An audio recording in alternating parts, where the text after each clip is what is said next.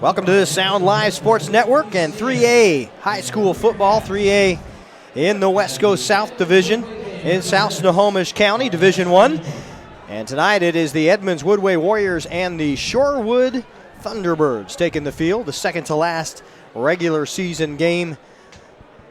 A very short season, one with playoff implications. This one has many that we'll get to in just a moment as the Edmonds Woodway High School band set to do the national anthem, and we'll stand by with them.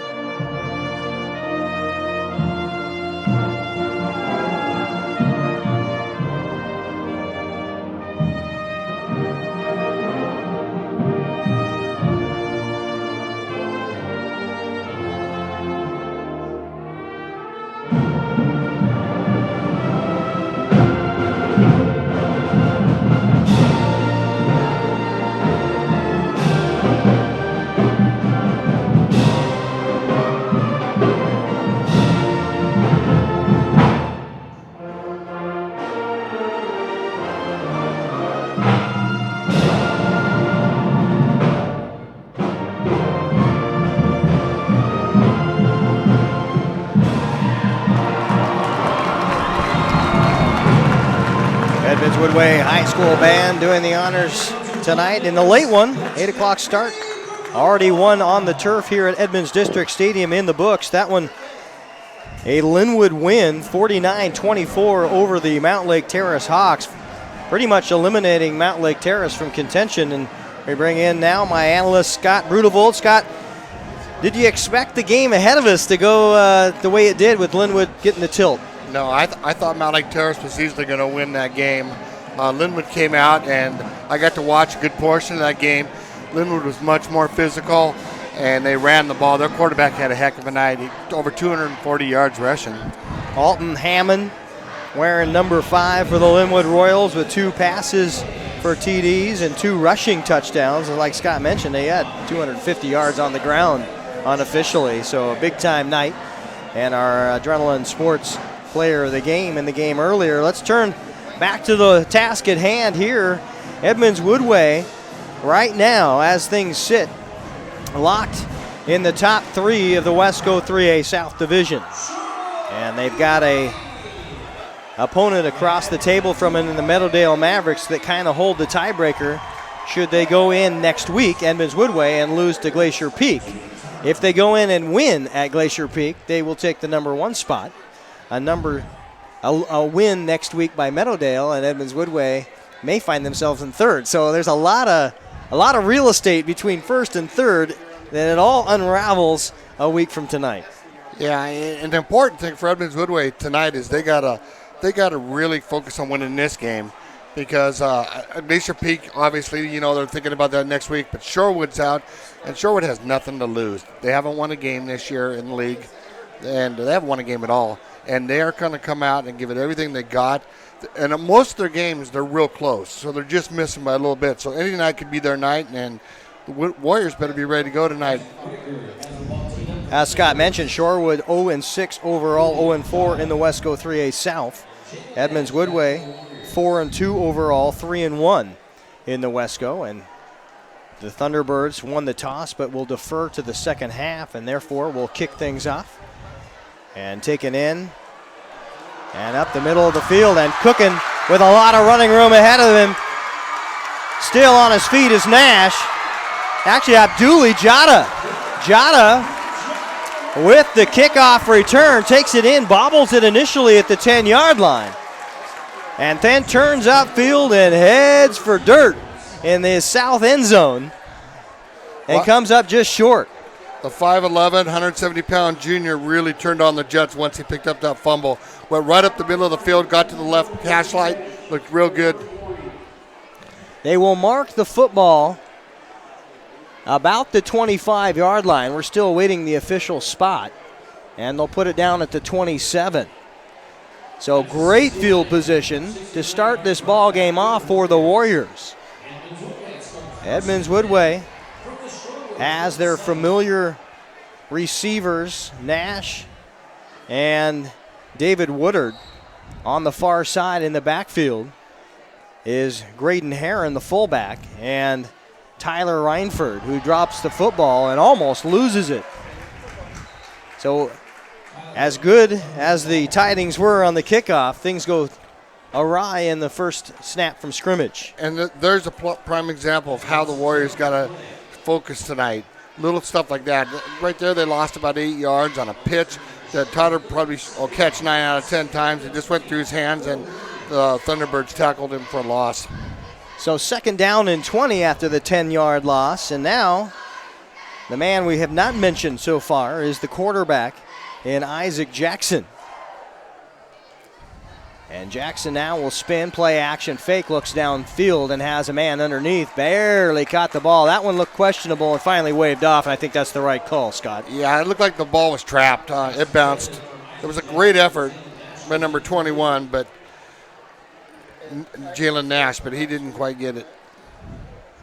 So it will be a big 3rd down now. And just look like right off the bat, Edmonds Woodway, we're going to get a gift. Yeah, they got to get something going because you don't want to, this is great field position on the kick return, and you don't really want to go 3 and out and have to punt it. They may go 4 and out the way they're played. And there's a little screen underneath. It goes to the fullback. Rather, that is Graydon Herron, the fullback, the 6 foot, 180-pound senior who's been all-purpose, really an outstanding job of blocking for Tyler Reinford, who gets a lot of these touchdowns, but is also known to chew up yardage, catch big passes. He just does a little bit of everything. He's one of those guys you like to have in your hip pocket. Yeah, and that was a beautiful screenplay to him. He picked up 18 yards to come a 4th and 2. That was a nice play by the Warriors. Great run, great pass. And indeed, 4-down territory gains about everything you could get back and need to get back, and makes it a 4th and 1. And there's the handoff to Reinford. Lost his footing initially over that left-hand side and then gets in to the 1st down, and they will move the chain. So things go from up to down to back to up again, Scott, and it could be a roller coaster the whole way if you make your own mistakes. Yeah, again, the Warriors got to stop making the mistakes, and now they just called a penalty flag, and they're stopping the game. And I'm trying to see, it might have been a equipment malfunction, or I don't think anybody said anything. I don't think so. I saw the back ump. He threw the flag. Now now we'll get a call from the referee. And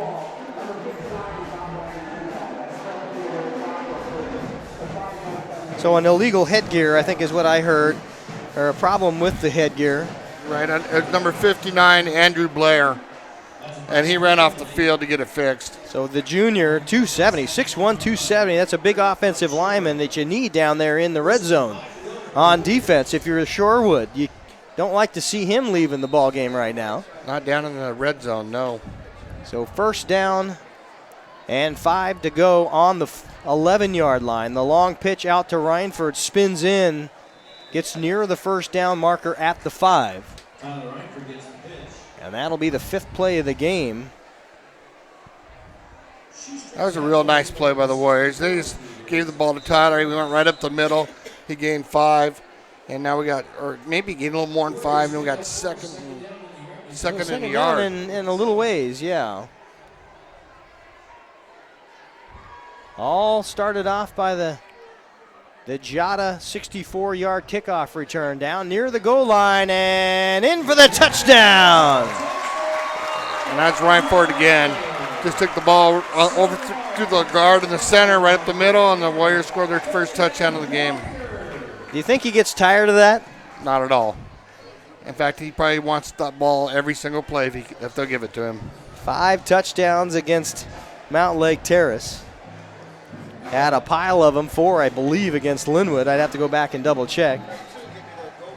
And then Shorecrest puts up a couple and now runs in his first tonight to make it 6-0 Edmonds Woodway. There's the snap, the hold, and the Stevenson kick is up. And it is good. We have our first score of the ball game coming at 9:19 in the first quarter. 7-0 Edmonds Woodway over Shorewood. We'll come back on the Sound Live Sports Network. Clogged drain? Other plumbing problems? Call Action Jackson Plumbing for 24-hour service. Owned by a lifetime Edmonds resident and Edmonds Woodway grad, Action Jackson is the cleaning specialist. They can unclog most internal drains for only $99 plus tax. Call 425-877-5601 or visit actionjacksonplumbing.com.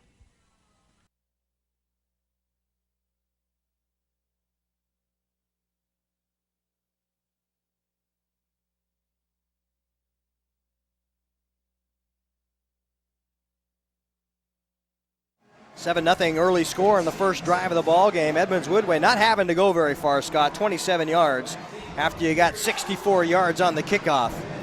Yeah, that kickoff return by Jalen Nash set up everything, and the Warriors had a short field to go. And even after fumbling the ball once and having a penalty, they still cashed in on the touchdown. So we'll see what this offense now for the Thunderbirds can do after the kickoff, a low screaming kick. And Shorewood really will have some pretty decent field position, being run back to the 37-yard line. Yeah, they got it. You know, that squib kick was a line drive. It didn't hit the ground, and the young man from Shorewood received it, and he ran it up 17 yards. So they've got really good field position. 17 yards on the carry, on the return. And now it will be first down and 10 yards to go for the Thunderbirds. Alex Solomon, the junior, 5'10", 175 pounds, steps in at quarterback and will immediately roll into the screen, and an excellent job blocking things with the big paw.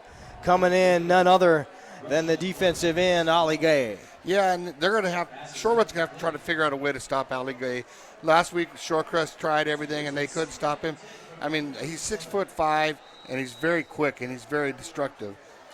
Solomon probably put that one up near 7 foot in the air and caught the big paw. Now another swing pass out on the far side, and it gets up near the first down mark. It is complete. Caught there by number 1, an outstanding receiver. We've seen him before, Ronnie Gary, 6'2", 190 pounds, seniors playing split end, and we knew he would be a factor tonight, Scott. Yeah, talking to Coach Torrey before the game, he told me that that's probably one of their top go-to guys is Ronnie Gary. So Twins on the far side. Now the handoff is muffed and fumbled, and it's on the deck. And the junior quarterback has to just fall on it, as Solomon knew right away he was going to be in trouble and couldn't quite keep the handle to his running back, and that brings up fourth down. So unfortunate for the Thunderbirds, who had a nice play on third down, and now we'll have to punt things away. I believe that's Justin Cho doing the punting. And I know that is not, I apologize, that's Isaac Whitaker. Whitaker with a long punt down into Edmonds Woodway territory, down near the 10-yard line. Got a great roll. Jalen Nash. That's 50-yard punt, Scott. Yeah, Jalen Nash let that bounce. I think he didn't anticipate that it was going to roll that far, and it rolled down, and Shorewood is putting the Warriors on their own 10-yard line.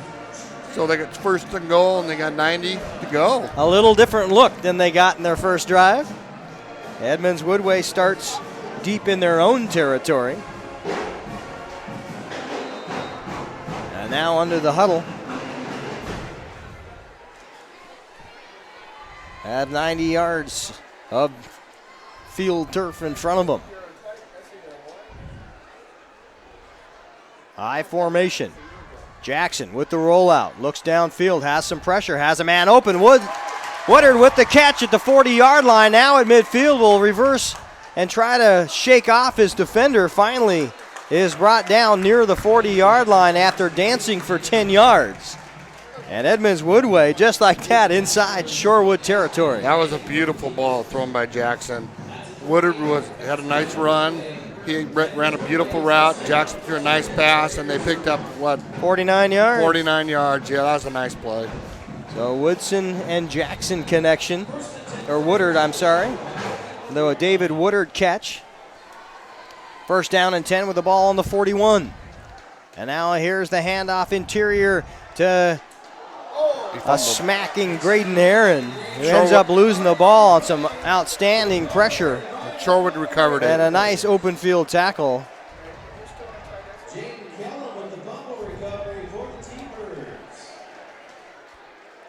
Jesse Reynolds in there on the smack, the senior for Shorewood.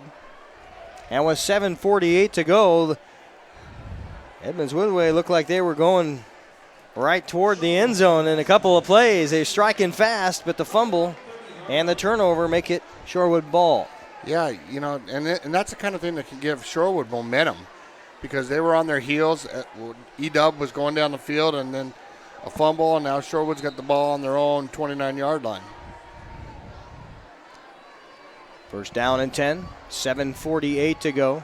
There's that interior handoff and threw into the defensive backs. Was the ball carrier. And I didn't catch who was carrying the ball, Scott.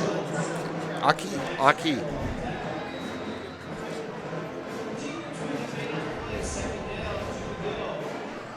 going to have to look in the backfield. Number 10, Aki. Kaimana, Aki with the carry. And now we've got a man in motion. That's Cho. And run out of bounds, Cho at about the 43-yard line. So a first down, a nice little play, good pickup. And this is what the Thunderbirds need to do. They need to hold the ball and eat up time and get good long drives, because they know E-Dub's got a quick strike offense, and they want to hold the ball and keep this game down to a lower score, I would think. Just under 7 minutes to go, first quarter at Edmonds District Stadium. There's the shotgun formation. Now a little reverse, trying to give it right on back to Cho. Edmonds Woodway defense not fooled that time on all the play action in the backfield. No, number 57 for Edmonds Woodway stuffed that out. McAtee. Yeah, he read that all the way and stopped that. That was a reverse counter to Cho, and he I don't think he gained 2 yards. McAtee, one of those rare sophomores on the starting lineup on defense for Edmonds Woodway. Second down and 9. Back to pass. Under some pressure, and he will succumb to that pressure.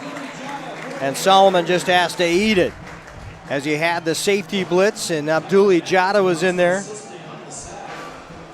He had no chance. Abdulli Jada was like he shot out of a cannon. He came right up the middle of the field. Nobody touched him, and Solomon had to go down. And now third down and long. They say 16. That was a really big play by the Warriors, because Thunderbirds were starting to get some momentum going. They had the ball in good field position, and now they got to cut long, 3rd and 16. Solo back. Trips on the far side. Low snap. Back to pass and crushed. It's fumbled and picked up about the 25-yard line. That was a huge play. McAtee in there to pick the football up. But Ali Gay and a couple of others. There were 2 bodies there, but there was one other. Was it Swires besides Jada, or not Jada, but Ali Gay. But you kind of winced about a second before anything happen there because you saw that backside unoccupied. Nobody helping the quarterback, Solomon, at all. And that hit him on his blind side. He didn't see it either. That's a tough play, but a good recovery for the Warriors. So another fumble, back-to-back fumbles, and now Edmonds Woodway will go to work in something they're very used to. And that's a Rhineford carry for about 8 yards. Yeah, that was just lining up and saying, okay, we're going to push the ball down your throat, and we're going to run right at you, and that's what they did.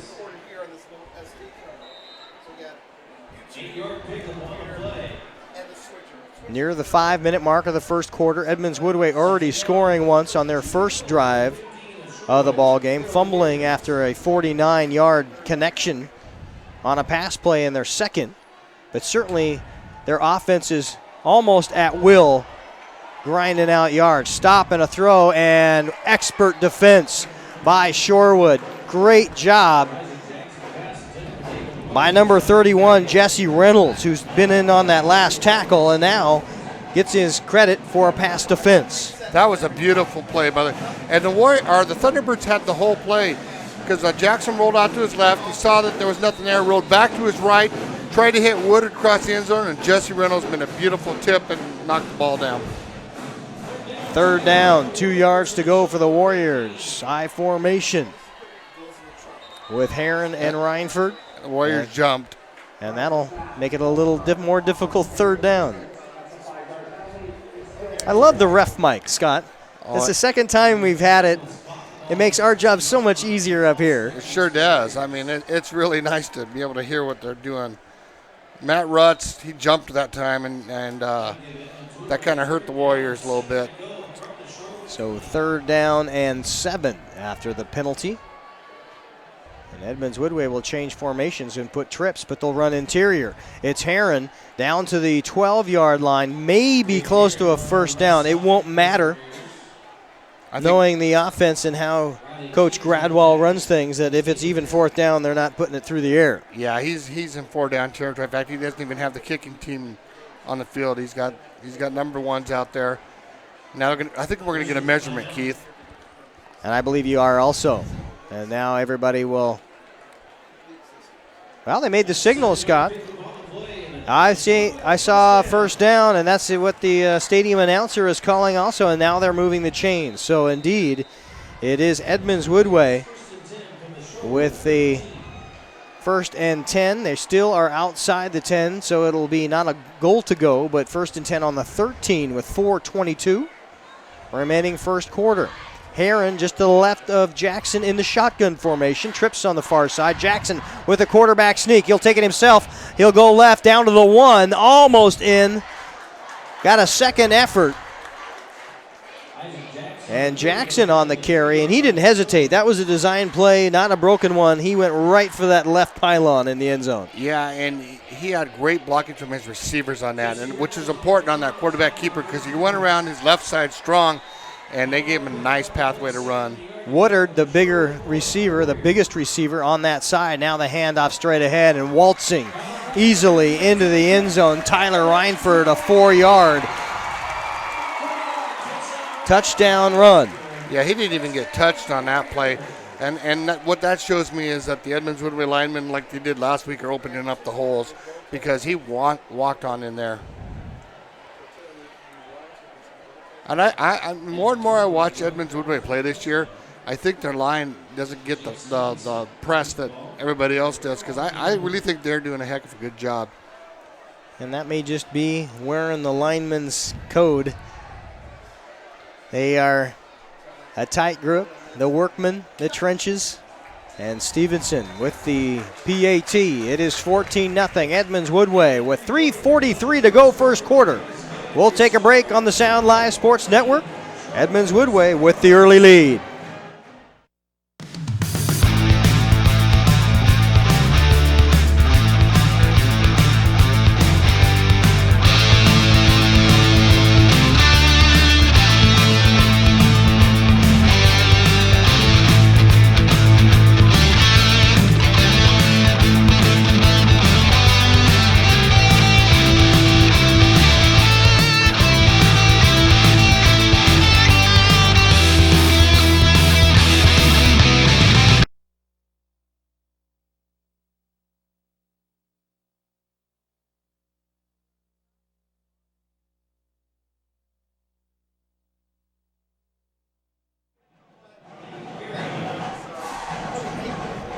14-7 with 3:43 to go. Edmonds Woodway, if it weren't for a fumble in their last drive, would be perfect for the day.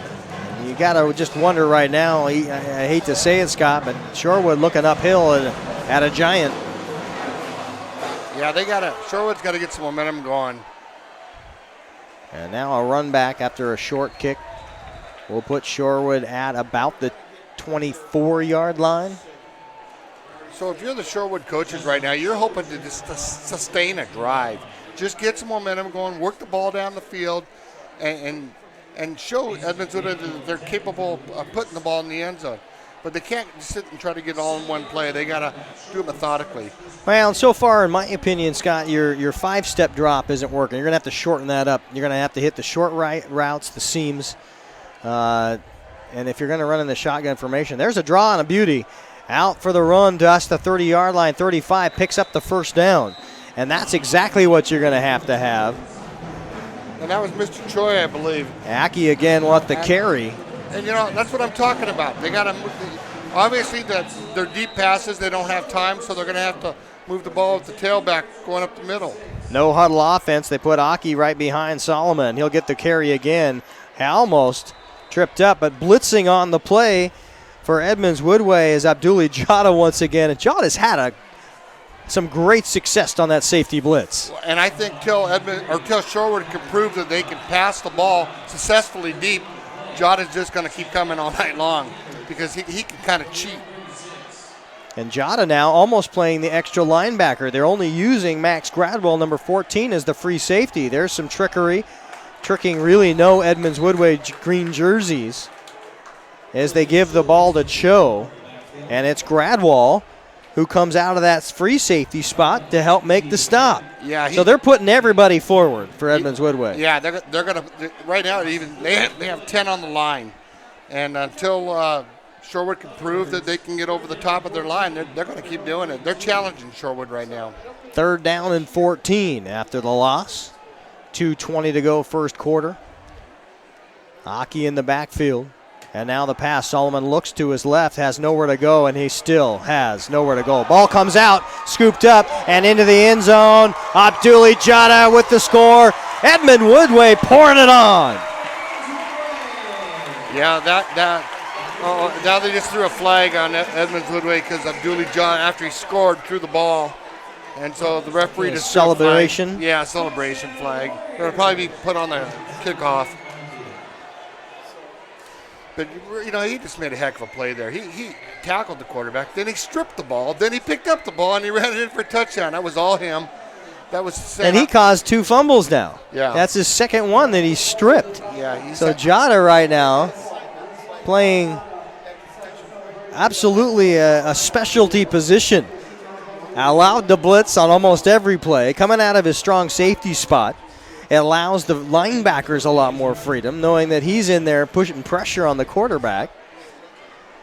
Could be a long night for Solomon and his Thunderbirds, Scott. Yeah, they went backwards 30 yards on that possession, and that's tough.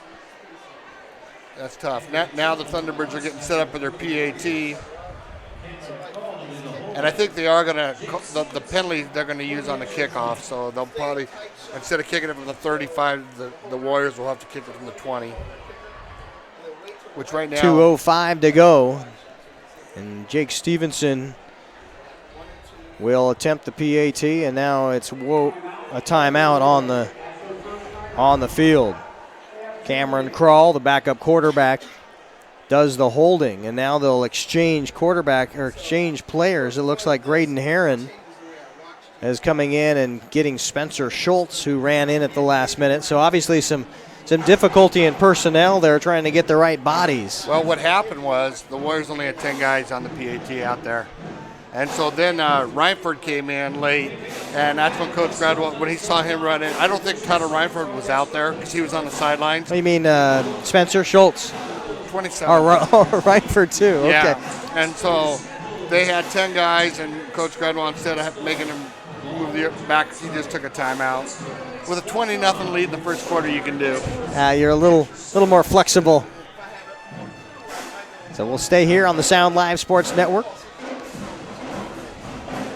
Jeff Satarus, the white hat tonight. And again, the ref mic, a lot of fun. Love it here at the high school level. Jake Stevenson getting knocked to the ground along with Cameron Krall, his holder. But it's up and through, 21-0. Edmonds Woodway large and in charge, and we'll take a break on the Sound Live Sports Network. Still first quarter.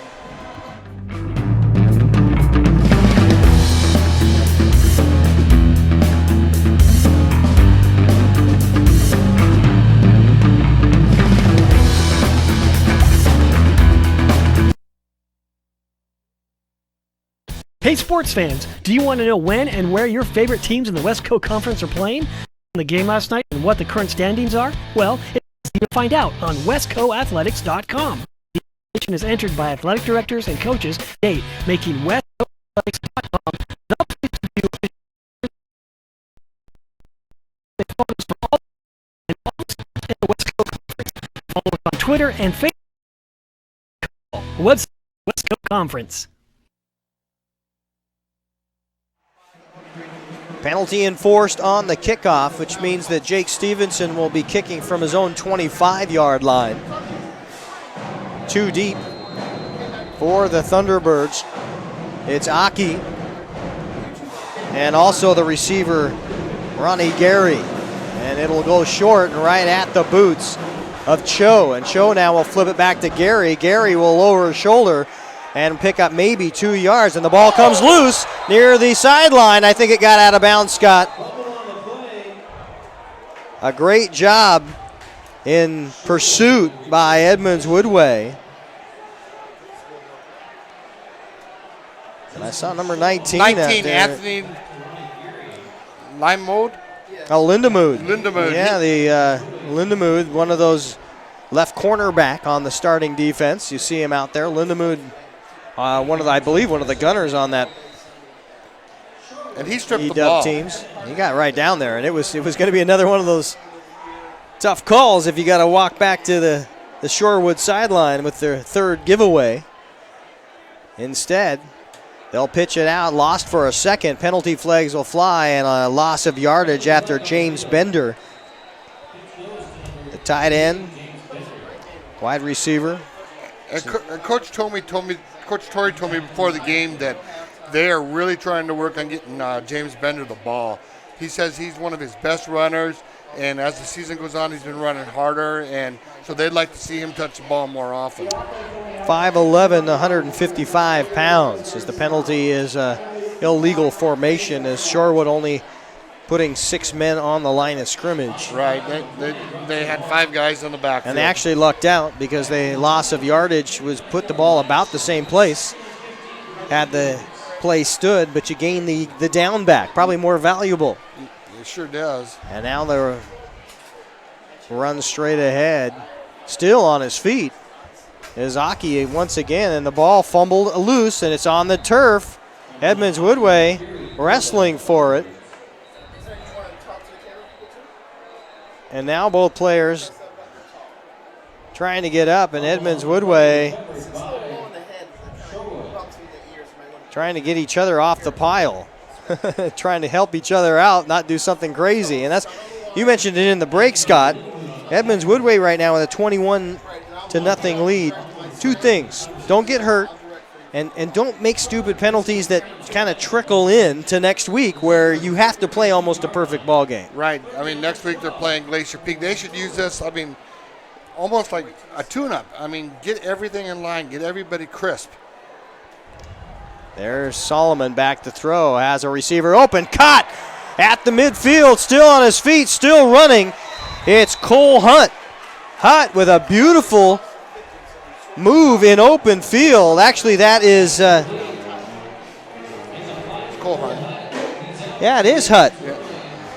That was a real nice play.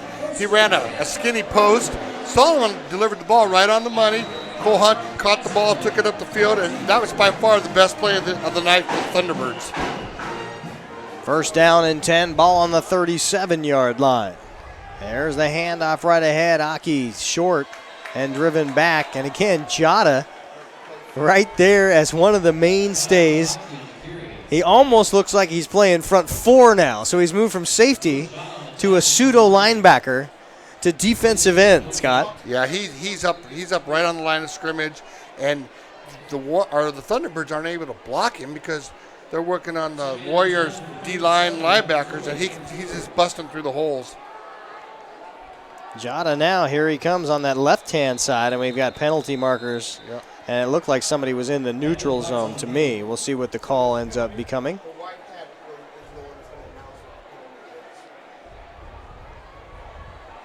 And Ollie Gay walking right over there and almost signaling guilt.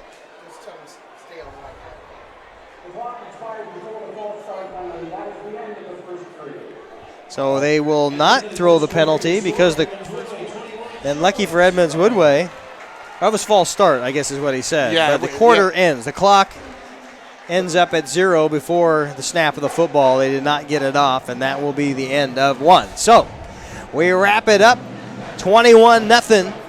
After one period of play, we'll come back with quarter number 2. Edmonds Woodway with the 3-touchdown lead over Shorewood. Clogged drain? Other plumbing problems? Call Action Jackson Plumbing for 24-hour service. Owned by a lifetime Edmonds resident and Edmonds Woodway grad, Action Jackson is the drain cleaning specialist. They can unclog most internal drains for only $99 plus tax. Call 425-877-5601 or visit actionjacksonplumbing.com.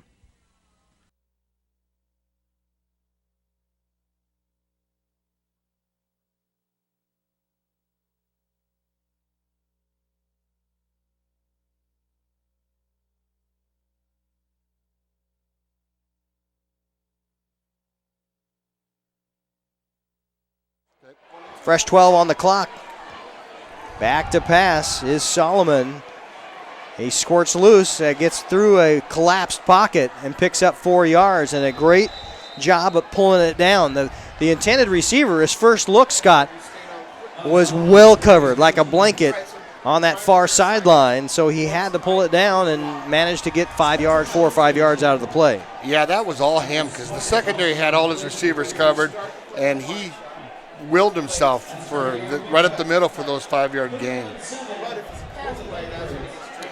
So this is a big third down for the Thunderbirds. They're on the Warriors side of the field. They're at the Warriors 34, and it's 3rd and 7. They're definitely in 4-down territory. So let's see what they can run.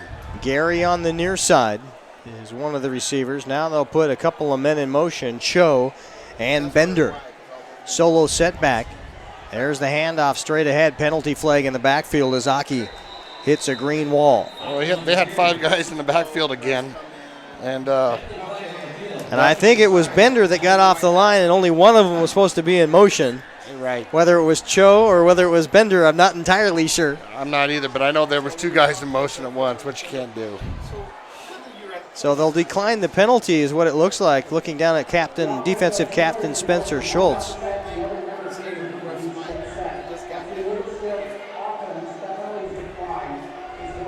It brings up 4th down.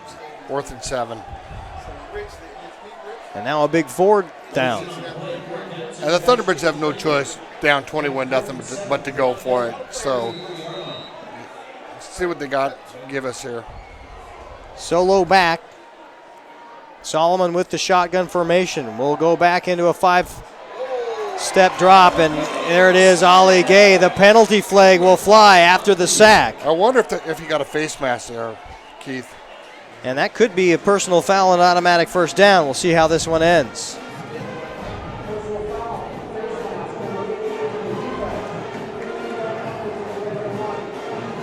It will be a repeat of 4th down. So 15 yards tacked on to the spot of the foul, which is at midfield. So not enough to get the first down. But it gives the Thunderbirds another chance. And there we go. We talked. Those are the kind of penalties. That's the kind of things you can't have if you're going to move on to be a state team. You got to stop that stuff. And he really didn't need to grab his face mask. He had him all the way. Yeah. I mean, it's too bad it happens. I know it happens sometimes, but that's unfortunate. A lot of breakdown on that offensive line for the Thunderbirds. They're struggling a bit.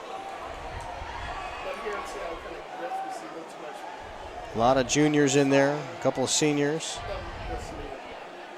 They have good size. They're big. They're just not blocking the Warriors. Solomon back to pass over the top. Almost caught twice.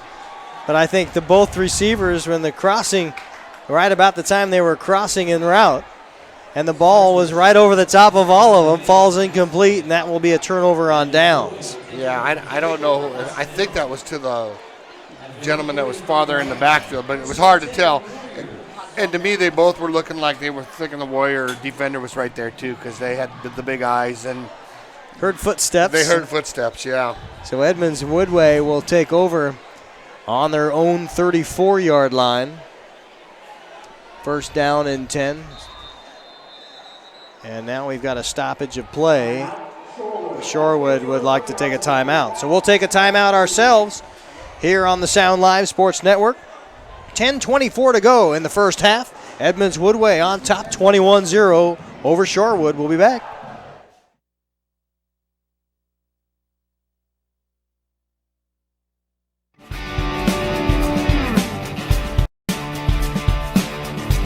Shoreline Community College and Puget Sound Auto Dealers Association have been recognized internationally for its pioneering in finding a new way to deliver technical training for automotive repair. Hey sports fans, do you want to know when and where your favorite teams in the West Coast Conference are playing? Who won the game last night and what current standings are? Well, it's easy to find out on westcoathletics.com. The information is entered by athletic directors and coaches. First down and 10 for Edmonds Woodway. Shotgun formation, play action. Here goes Jackson on a design sneak. Crosses back to his right. Gets near the first down marker. Looks like he was trying to cross, get down to the far sideline and take it in. And the Thunderbirds made it stop, but he still got a nice 8-yard gain. Isaac Jackson can certainly run the football. We saw that last week against Shorecrest. He's got good got wheels. Some big gains. One on a broken play, one on a design. And now there's the first down by Braden Herron, who continues those all-purpose yards. Herron with the second game in a row. He's worn number 18, aside from his normal 26. And the senior, 180 pounds, 6 foot, gets it into Edmonds Woodway offensive half into Shorewood territory, and first down and 10 for Isaac Jackson and company. I formation. Play action to Rhineford. Looks down, has Woodard open. There it is. There's the catch. And David Woodard still fighting near the 10-yard line. It'll take 2, now 3, now 4, and still on his feet down to the 3-yard line.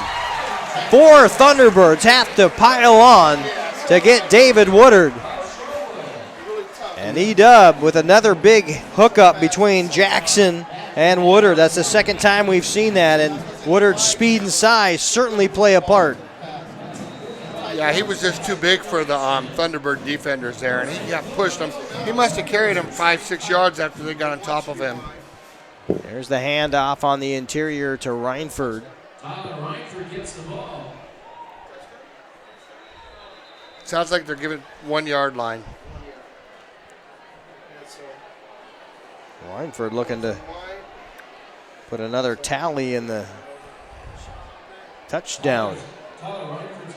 But that Jackson to Woodward combination looks real good tonight.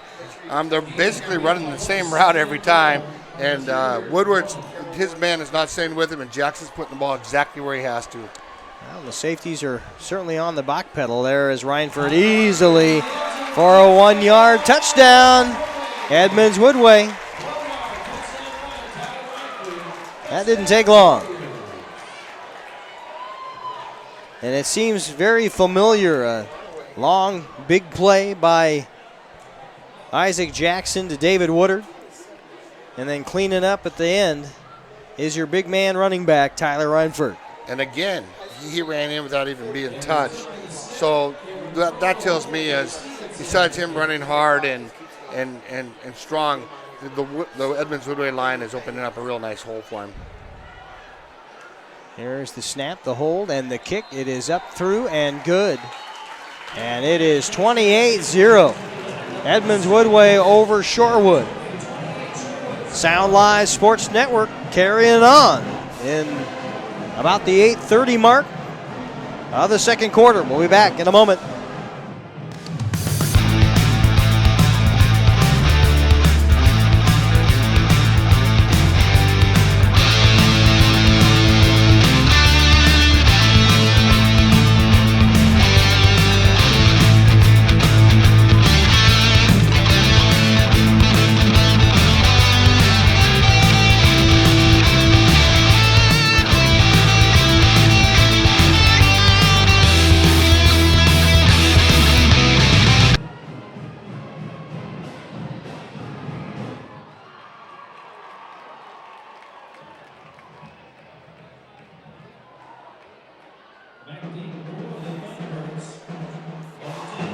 Back to receive for the Thunderbirds, Gary.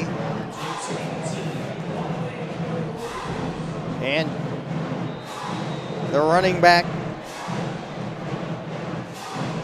is Aki. And the squib kick will get all the way down to Gary. Will pick it up and runs in toward the 25-yard line and then knocked down. And that's where things will start. So Aki ends up with it, I think, on the pitch. Is that what happened? I didn't see the handoff there. No, he just took the ball up the middle. And that was a nice play by number 9, Bentkamp. For the Warriors, made a nice play there and tackle on the special teams. And you may see a lot of these, more of these special teams and second teamers here coming out after the half if the trend continues. First down and 10 for the Thunderbirds. There's the handoff on the interior. And once again, we talk about it constantly, but it's worth mentioning one more time. Abduli Jada tripping up the running back in the backfield. On that play, untouched. He was in the backfield before the quarterback handed the ball to the running back. I mean, that's he sees something, he sees a hole he can get through, and they can't stop him. Now they'll put the man in motion. Bender, and then drug down in behind the line of scrimmage is Justin Cho, and Cho loses the football for a moment. Everybody's still trying to strip the football.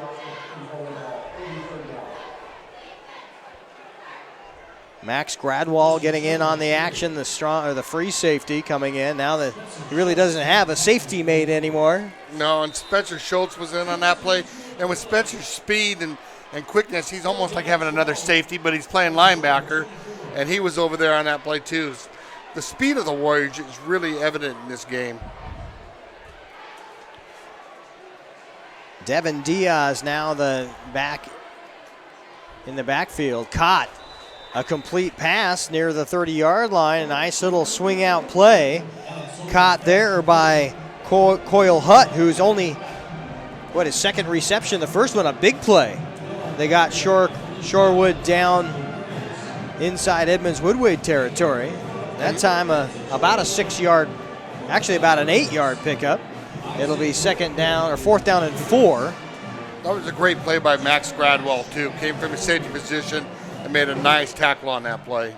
There's the punt by Whitaker, high arcing punt, and it will be bouncing at the 35-yard line, close to the 40 by the time it's touched.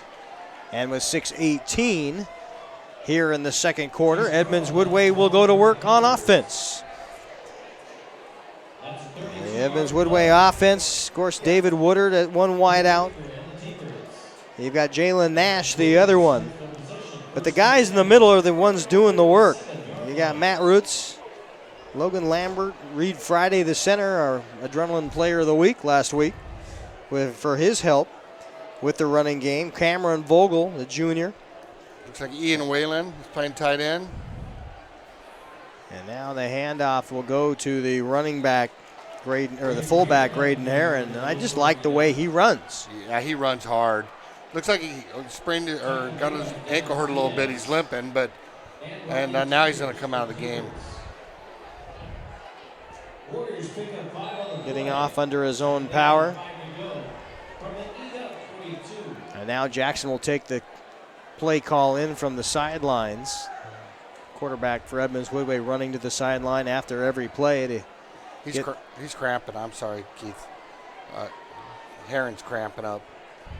There's the handoff. It goes to Rhineford. Does not quite get to the line of scrimmage before he's dropped. Good job by the Shorecrest defense. Number 56, Emilio Valderas, the 6'2", 237, the senior. Some big boys on this line. Yeah, the Thunderbirds got size. Right now, though, the Warriors are beating them with speed because the holes are being quite large for Mr. Rhineford and Heron and the boys. Third down. 3 yards to go. And the handoff, a keeper. No handoff. There goes Jackson. First down at midfield. Breaks another tackle. Still on his feet. Finally brought down by Jaden Kellum. But not before he's able to pick up the first down. And Jackson, he's getting a lot of open daylight on that left-hand side of the offense. Well, he's running the play action to Rhineford up the middle, and the Thunderbirds are keying on Rhineford, so they're attacking him, and then he's going around the end, and then he made a beautiful move on the DN for the Thunderbirds on that play, too. No huddle play. Jackson back to pass. Has Woodard open again over the top. Fingertips. Incomplete. Same exact route run that we saw the last 2 times they connected. Jackson under a little more pressure that time. Had to just get rid of it. Yeah, I think if he had another second, that would have been a touchdown. He, like you said, he was under pressure. He got rid of it, and it was just out of Woodward's hands. Woodard has the speed. He's got the size. Shoot, the guy's only 6'3", 190 pounds, and runs that well. Yeah, you're going to find him open more often than not downfield. Yeah, he runs real well. Second down and 10. There's the pitch. Almost lost by Rhineford. Hits his own man, and that might have been his undoing. He only gains 2 yards on the play. It's third down. Yeah, I think he bobbled the pitch at the start, and when he did that, he lost a little momentum, and the Thunderbirds made a nice play on that. Valderas in on the tackle again. And you look at some of these boys up front. Those Valderas we mentioned at 237. You got big number 71, Justice Blair, 6'3", 305. 305 in high school. It's a lot of Big Macs. Third down and 8, 3:41 to go here in the second quarter. Play action pass. It's Jackson wide open as Nash. Caught at the 30, pushed out of bounds. As Gary just gets one paw up and knocks Jalen Nash off his pendulum there, and otherwise Nash was gone. And Jalen Nash ran a really nice route. He went down about 25 yards and he came back to the ball, and Jackson made a nice throw, but I really like the route that Jalen ran on that. And on third down, no less. That's one of those plays that next week will come up giant if you can make it. There's the hard count, the penalty flag. It should be a free, or would be a free play at the next level. Here in high school, you stop and you'll get the free 5 yards.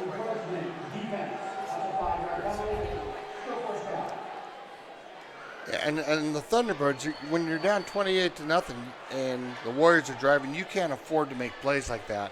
I know it's hard. I know they're aggressive, but you gotta hold back.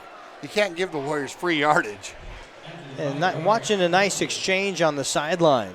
We'll get to in a minute on the Edmonds Woodway sideline.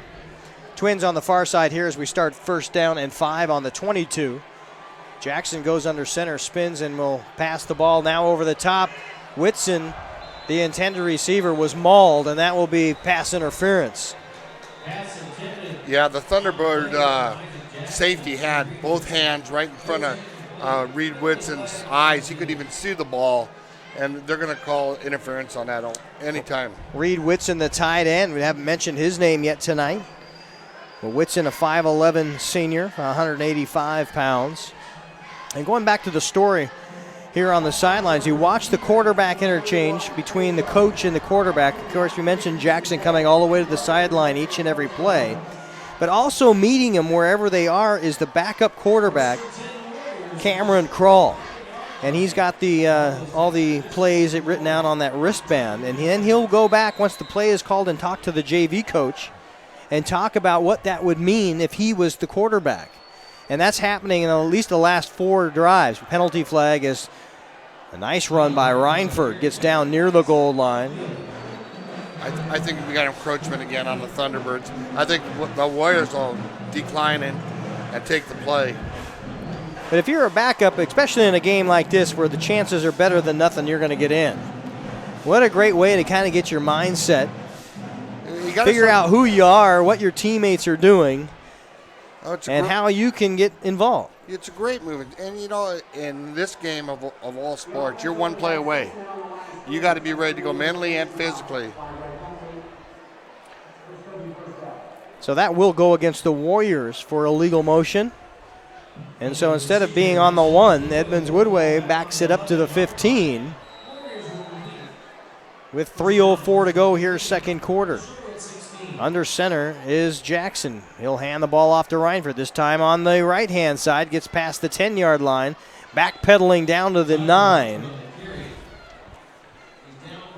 That was a real nice play by the Thunderbirds, number 79, Japet, and number 71, Justin Blair. Both did a nice play on that one. Chase Krull, the junior, linebacker, in on the play also. And now back to a familiar I formation. Twins on the far side. Play action. Has to get under pressure. Caught there and in to the end zone. Touchdown, Graydon Herron. And finally got his TD. Yeah, he snuck out through the backfield, went right up the middle, and Jackson made a nice throw to him, and he ran it on in for a touchdown. Nice play by the Warriors. Herron with the 15-yard connection from Jackson. And awaiting the PAT.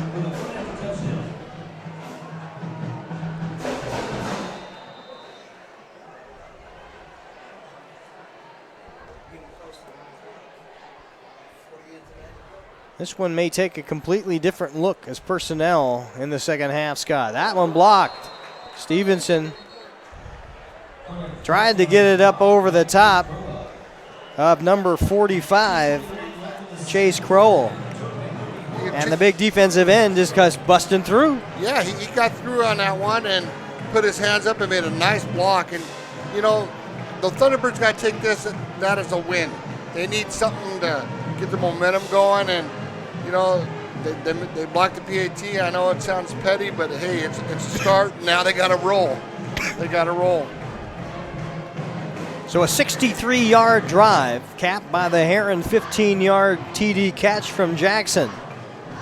And it's 34-0. Edmonds Woodway on top of Shorewood with 2:21 to go. Other 8 games going on tonight of any importance we'll get to during the Action Jackson Plumbing halftime program. And you know something about Shorewood is this Glacier Peak was the only game that they really got blown out all season. They lost 50-7, but all their other games they've been in, and they've only lost by less than a touchdown. Well, last week they lost to Lake Washington 24-5, but they've been in all their games. So I know they can't be real happy with what's going on in the first half so far. Well, in the early contest with Glacier Peak, and of course tonight, the way things are, at least the trend is going, how much does that set up an offensive battle a week from tonight up on the plateau? Yeah, that could be the Wesco 3A game of the year. It really could. And the Warriors got to come out and be real crisp because we know Glacier Peak is loaded. Loaded and extremely deep. Of course, they go all the way down to the freshman quarterback that can put up numbers. 3 touchdowns passing the other night. So Shorewood will start on their own 27. They've been there many times before. Have only had one drive inside Edmonds Woodway territory, Scott, and they're going to have to figure it out here. And the Thunderbirds had 5 guys in the backfield again, and 2 guys in motion, and they go back 5 more yards. Seen that movie before. Yeah, that's something. I know they're trying to run something there, but somebody's got to stay still. They can't all be moving.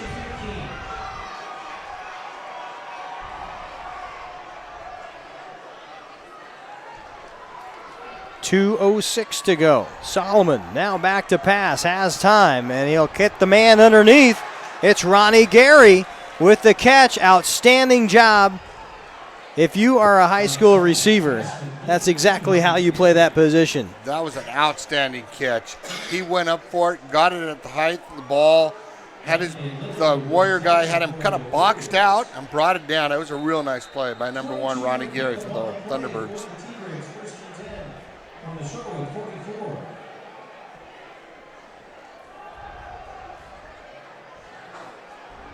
Now an attempted run by Aki will go nowhere.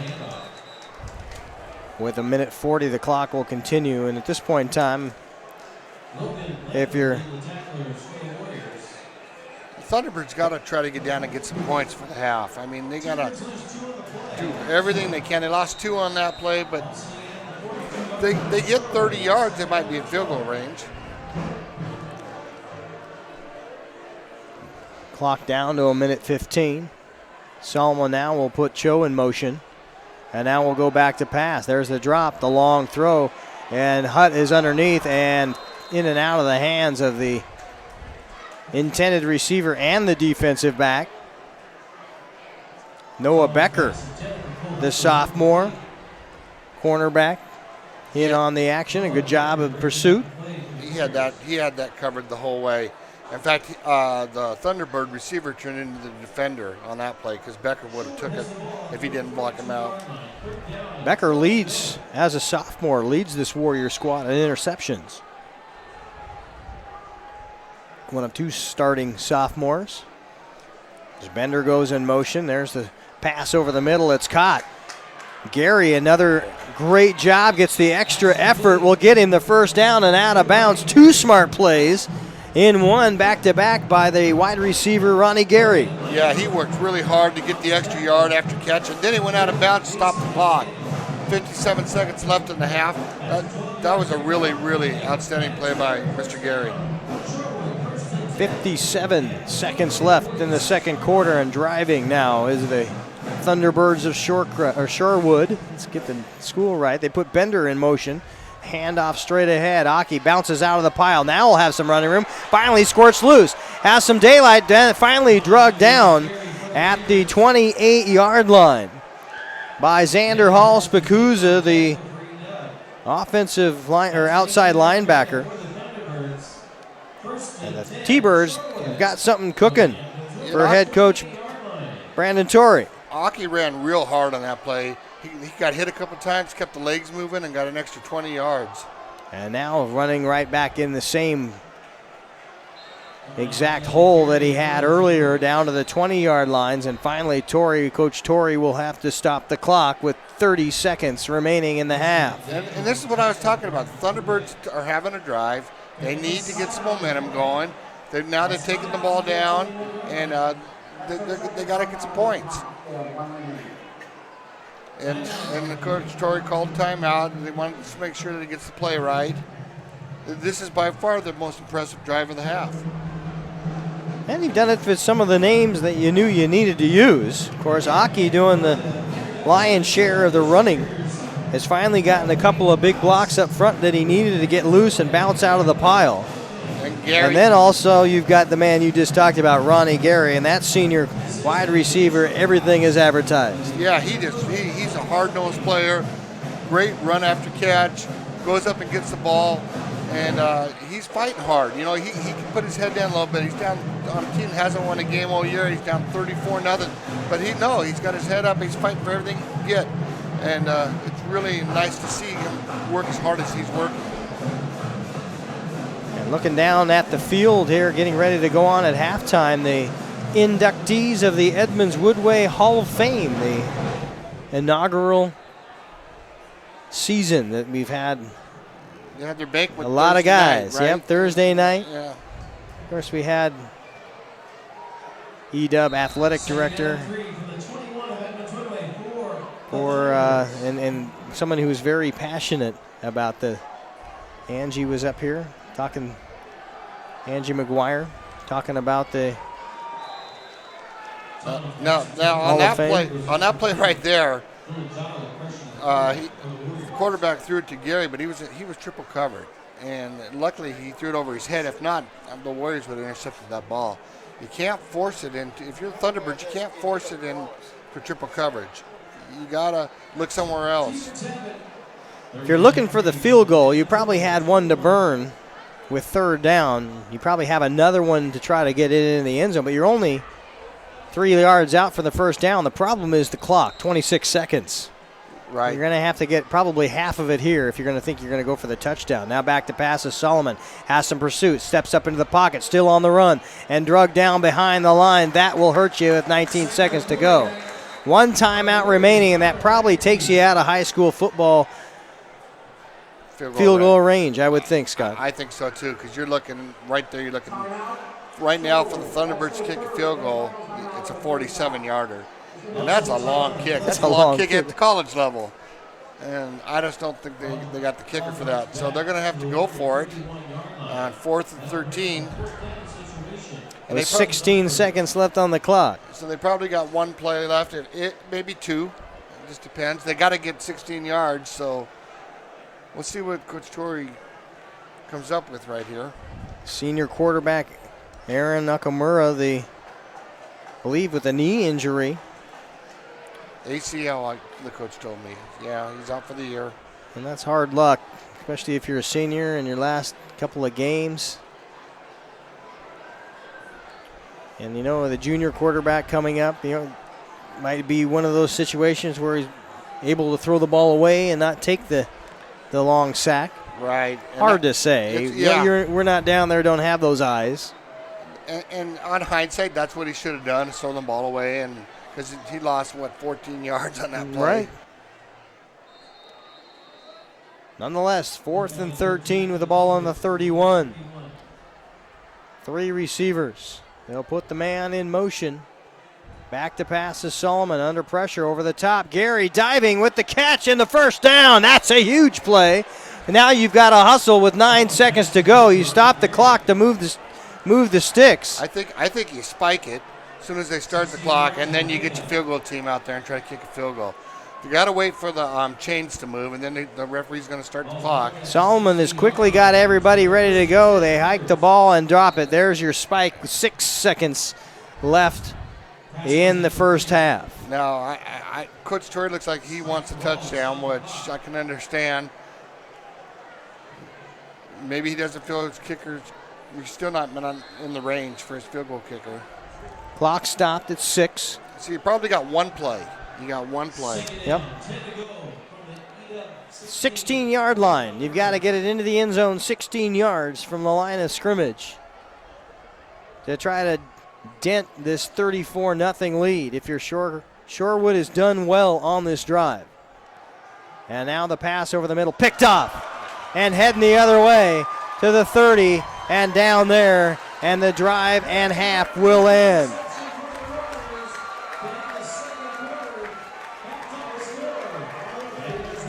Unfortunate for the T-Birds. And Edmonds Woodway still pitching the shutout. We'll move on to the Action Jackson Plumbing halftime show. After a break, 34-0 Edmonds Woodway over Shorewood at the half. We'll be back in a moment. Clogged drain? Other plumbing problems? Call Action Jackson Plumbing for 24-hour service.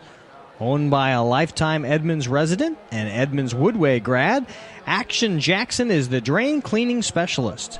They can unclog most internal drains for only $99 plus tax. Call 425-877-5601 or visit actionjacksonplumbing.com.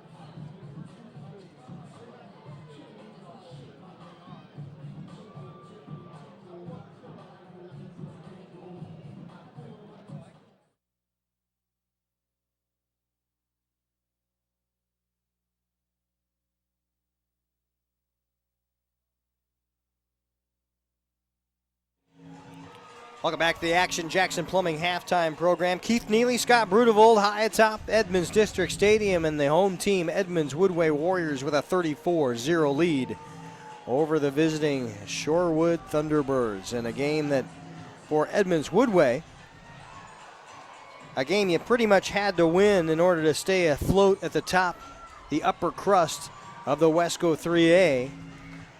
And right now it's between three teams, really, Scott. You know the top dog is probably the Glacier Peak Grizzlies. And then the team that you fell to earlier, Edmonds Woodway, falling in the Jam the Stands game to the Meadowdale Mavericks, who hold the tiebreaker for that number 2 spot. So things are really interesting at the top of the Wesco 3A. So Meadowdale needs to win next week, and Edmonds Woodway needs to theoretically win if Edmonds Woodway wins next week, they automatically clinch the number 1 seed. They will be the number 1 seed in the Wesco 3A. We might as well go through the scenarios. If you end up with Edmonds Woodway losing to Glacier Peak and Meadowdale beating Shorecrest, then Meadowdale will hold the tiebreaker. They would go in number 2. Edmonds Woodway would go in number 3. If both teams lose, Edmonds Woodway losing and Meadowdale losing, then there's a 3-way tie for third between Linwood, Mountain Lake Terrace, and Meadowdale, and they will have the Kansas-style tiebreaker here at Edmonds District Stadium 2 weeks from today.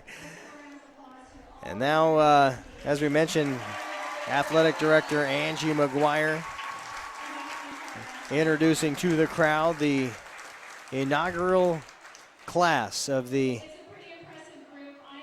Edmonds Woodway Hall of Fame, and she just mentioned a very impressive group. We heard how impressive that is. There were people and coaches that are already in the Washington State Hall of Fame that did not have a Hall of Fame here at Edmonds Woodway, and that's why it was so important to get that started, and they did that this year. Well, they even got Karen Bryant down there, who KB. Yeah, who was actually worked for her for a while. Yeah, for the Storm. For the Storm, Seattle Storm. And she was on a Woodway, I believe it was 1984 girls team that won the state championship. That's right, and that team was one of the teams inducted into the Hall of Fame, along with the player Karen Bryant, who had such a great career and, of course, was so integral at getting women's basketball started here in the city of Seattle, and was right here part of the start and a lot. You know what I think is really cool is a lot of old coaches, but there's a lot of the coaches that just retired.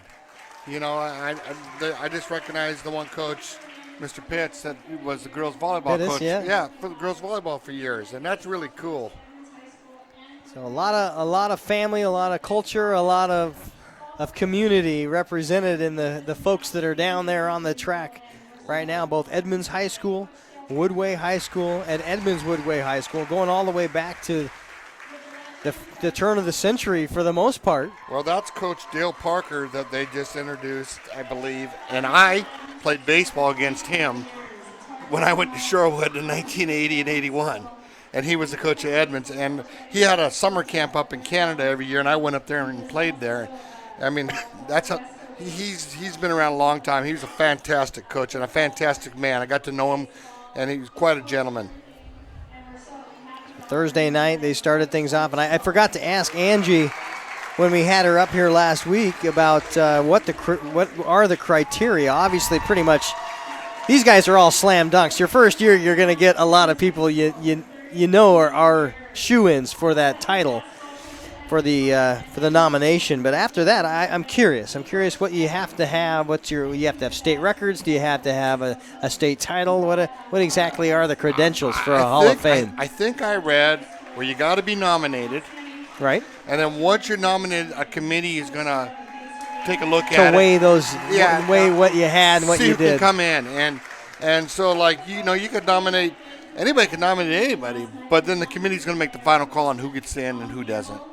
And of course, the question I asked last week was, are there any of the current students that Angie has had in her 3-year tenure that might be able to get into that Hall of Fame in after the 5-year waiting period? And of course, she brought right up the last year's Edmonds Woodway girls state championship soccer team. Sure. With 4 or 5 Division I players on it, heading their various directions. So that's a juggernaut of a team, and you can't help but wonder if they'll get the minimum 5 years and in. Yeah, I mean, you get the state championship, you should be in. I would think. There's very few that happen. Yeah. And I, off the top of my head, I can think of so many athletes that I've watched at this school over the years, both football and basketball. We've been entertained for quite some time. There's a couple that actually played pro football, and many college athletes that are quite good. So it's going to be interesting. It's going to be fun to see how they do it. And, of course, they'll have their own area of the gym or the when you walk into Edmonds Woodway High School near the athletic facility, indoor athletic facilities, near the locker rooms and the gymnasium there, we'll have a spot where everybody's enshrined in the Edmonds Woodway Hall of Fame. So a great deal for the community. And speaking on that, tomorrow afternoon, if people are home and are watching Root Sports, the Portland State Vikings are playing, and one of our own, Zach Berg, is playing for Portland State. Plays linebacker, and he's playing on the special teams. And he got quite a few plays last week against North Texas. And so if you're home and you're watching that game on Root Sports, remember Zach Berg is an Edmonds Woodway alum. Around the league, a couple of finals. Of course, Meadowdale, the team that's chomping at Edmonds Woodway's heels, and has a chance to leapfrog them next week with a win. Beat Renton in a non-league game on Thursday, 28-14. And then the other games today, Monroe beating Cascade 55-14. That game pretty much was written down in pencil before it started. Monroe, a very good team. The Bearcats having a great season. But right there, mired in the middle of the 4A, but with the win will move themselves up to third spot. Mount Lake Terrace falling to Linwood 49-28, and unless Meadowdale loses next week, they are mathematically out of the playoffs. And I'd have to call that an upset, wouldn't you? I think so. Linwood pouring it on. An outstanding job by the quarterback. Alton Hammond, 255 yards with 4 touchdowns, 2 passing, 2 rushing in the 49-24 final. And then in the fourth quarter, Snohomish. This is, I think, a bit of an upset. Also 34-14 in the fourth quarter over Kamiak. Kamiak right there at number 3 with only 1 loss in the 4A. So at 4A, you got obviously Lake Stevens. Lake Stevens at 4-0. Mariner right behind them at 4-0. And the records, these are records that I'm giving you, are in the Wesco, their own division. So those teams locked horns today and are still playing in the fourth quarter. You want to take a stab at a score here? No idea. Lake Stevens 42, Mariner 7. So 2 undefeated Wesco 4A teams in their own division, and it is Lake Stevens coming out the dominant team, the Vikings. Of course, I think Mr. Easton probably has something to do with that. They have a quarterback heading to Georgia. Yeah, Jacob Easton. And that young man, he's legitimate. Yeah, and of course, so legitimate, ESPN will be up broadcasting that Kamiak affair a week from tonight. Right, ESPNU is going to go national for that game next week, and it's showcase Jacob. I'm sure that's why they're doing it. At the half in the North 3A, Arlington over Marysville Pilchuck at the half, 44-7. Holy smoke. And another blowout, Oak Harbor 49-6. So Arlington, the top dog in the north, will play against either Glacier Peak or Edmonds Woodway in the league championship game, depending on how that one shakes out a week from tonight. And is that for 3A? That's for 3A. Gotcha. Jackson over Mount Vernon right before the half, 30-0. And, of course, our score right here at the half, 34-0. Edmonds Woodway over Shorewood so far. So what you're saying, and a valid point, depending on how next week works out, you could be the number 3 team. You could be going to Oak Harbor to play. You could be. You could be the number 3 team. You could be the number 2 team, or you could be the number 1 team if you're Edmonds Woodway. Yeah. And I tell you, I've traveled to Oak Harbor in my playing days. It's a long trip. It's a long trip up there. A ferry ride or a long bus ride around over the Deception Pass. It's one you don't want to have to do. No, and they have a very boisterous crowd. It's a Pearl Navy crowd, because it's on the Navy base, and it's a tough place to play. Well, we'll find out exactly how it happens. Of course, I'll be up there along with Scott Oshman on the Snohomish Times Sports Network, STSPN. That's one of our sister stations to Sound Live Sports Network. So I hope you'll join Scott and I for the call up off the hill at Glacier Peak a week from tonight at 7 o'clock.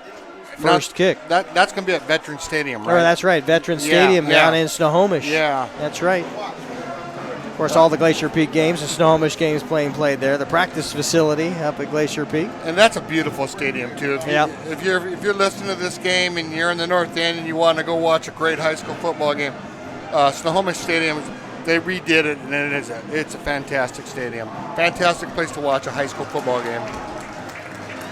And the Warrior faithful cheering on the Warriors as they come out of the tunnel to begin the second half warm-ups. And we'll take a break ourselves on the Sound Live Sports Network. On the Action Jackson Plumbing halftime program, Edmonds Woodway with the lead at the half, 34-7 over Shorewood. We'll be back in a moment. Clogged drain? Other plumbing problems? Call Action Jackson Plumbing for 24-hour service. Owned by a lifetime Edmonds resident and Edmonds Woodway grad, Action Jackson is the drain cleaning specialist. They can unclog most internal drains for only $99 plus tax. Call 425-877-5601 or visit actionjacksonplumbing.com.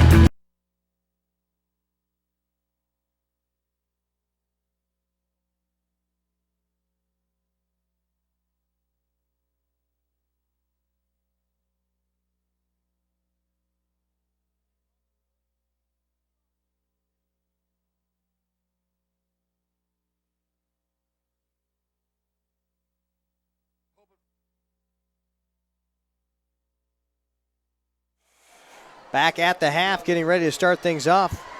Coach Torrey and the Thunderbirds not out of there. They are just finally coming out of the locker room at 14 seconds to go. They have stopped the clock. They're waiting for the Thunderbirds to come out of the locker room. What's Coach Torrey talking about? Well, I think the amount of time he took, obviously, now they gave him another 2 minutes and 50 seconds. It was a big teaching session. He wants to keep his team up. He wants to keep the momentum going. He's got to keep the spirits up. They're down 34-0 at half. But they did some good things. They had a nice drive at the end of the half. They moved the ball a few times. They just got to quit making errors, turnovers, fumbles, pass interceptions. And that's probably what's been affecting his team all year. That's why they're so close in games, but they just haven't been able to close the door. Edmonds Woodway with 3 takeaways from Shorewood before the half, and one the exclamation mark by Lambert right before the half ended with the pickoff inside their own red zone. A great job of defense by Edmonds Woodway to keep the goose egg up there on their side of the scoreboard. Yeah, the quarterback kind of eyeballed his receiver the whole way, and Logan Lambert he read it perfectly. Got in front, got the ball, and took it down, and they tackled him, but that squashed that drive, and that was the Thunderbirds' best drive of the half by all means. Edmonds Woodway on the other side, the flip side, come out with their heads pretty high with a lot of vim and vigor coming out of that tunnel after the half. Scott, what is Coach Gradwell, what's the message he's sending to his players right now? Well, obviously he's got to be pretty happy. So got to stop the penalties, the dumb penalties, the showboat penalties. You don't need that, especially as you're moving on. You get into the Wesco playoffs and stuff. That stuff's going to bite you. He wants. I got a feeling he's probably going to keep his first team out for a couple drives, just to get them going, get a little more action, just to make sure. And then he's going to probably, if the score stays as it is, put in some of his younger guys. And it's showtime for the younger players. It's their chance to get out there and show everybody what they can do. And like I always say, you're only one play away. You got to be ready. Somebody gets hurt. This is a game. People get hurt. You got to be ready to go.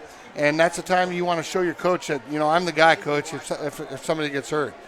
So we'll see what he does. Just before the end of the first half, and not a lot of change as far as the stands goes, even though the score has run up a little bit in a long afternoon. It's really quite a nice afternoon. Looking off to the flag, the American flags anchored in the northeast part of this track, and it's just hanging there. It is no wind whatsoever. Certainly not super warm, but it's not cold and chilly either. I mean, we're in shirt sleeves up here in the booth. Yeah, it's comfortable. And, for October, you can't complain.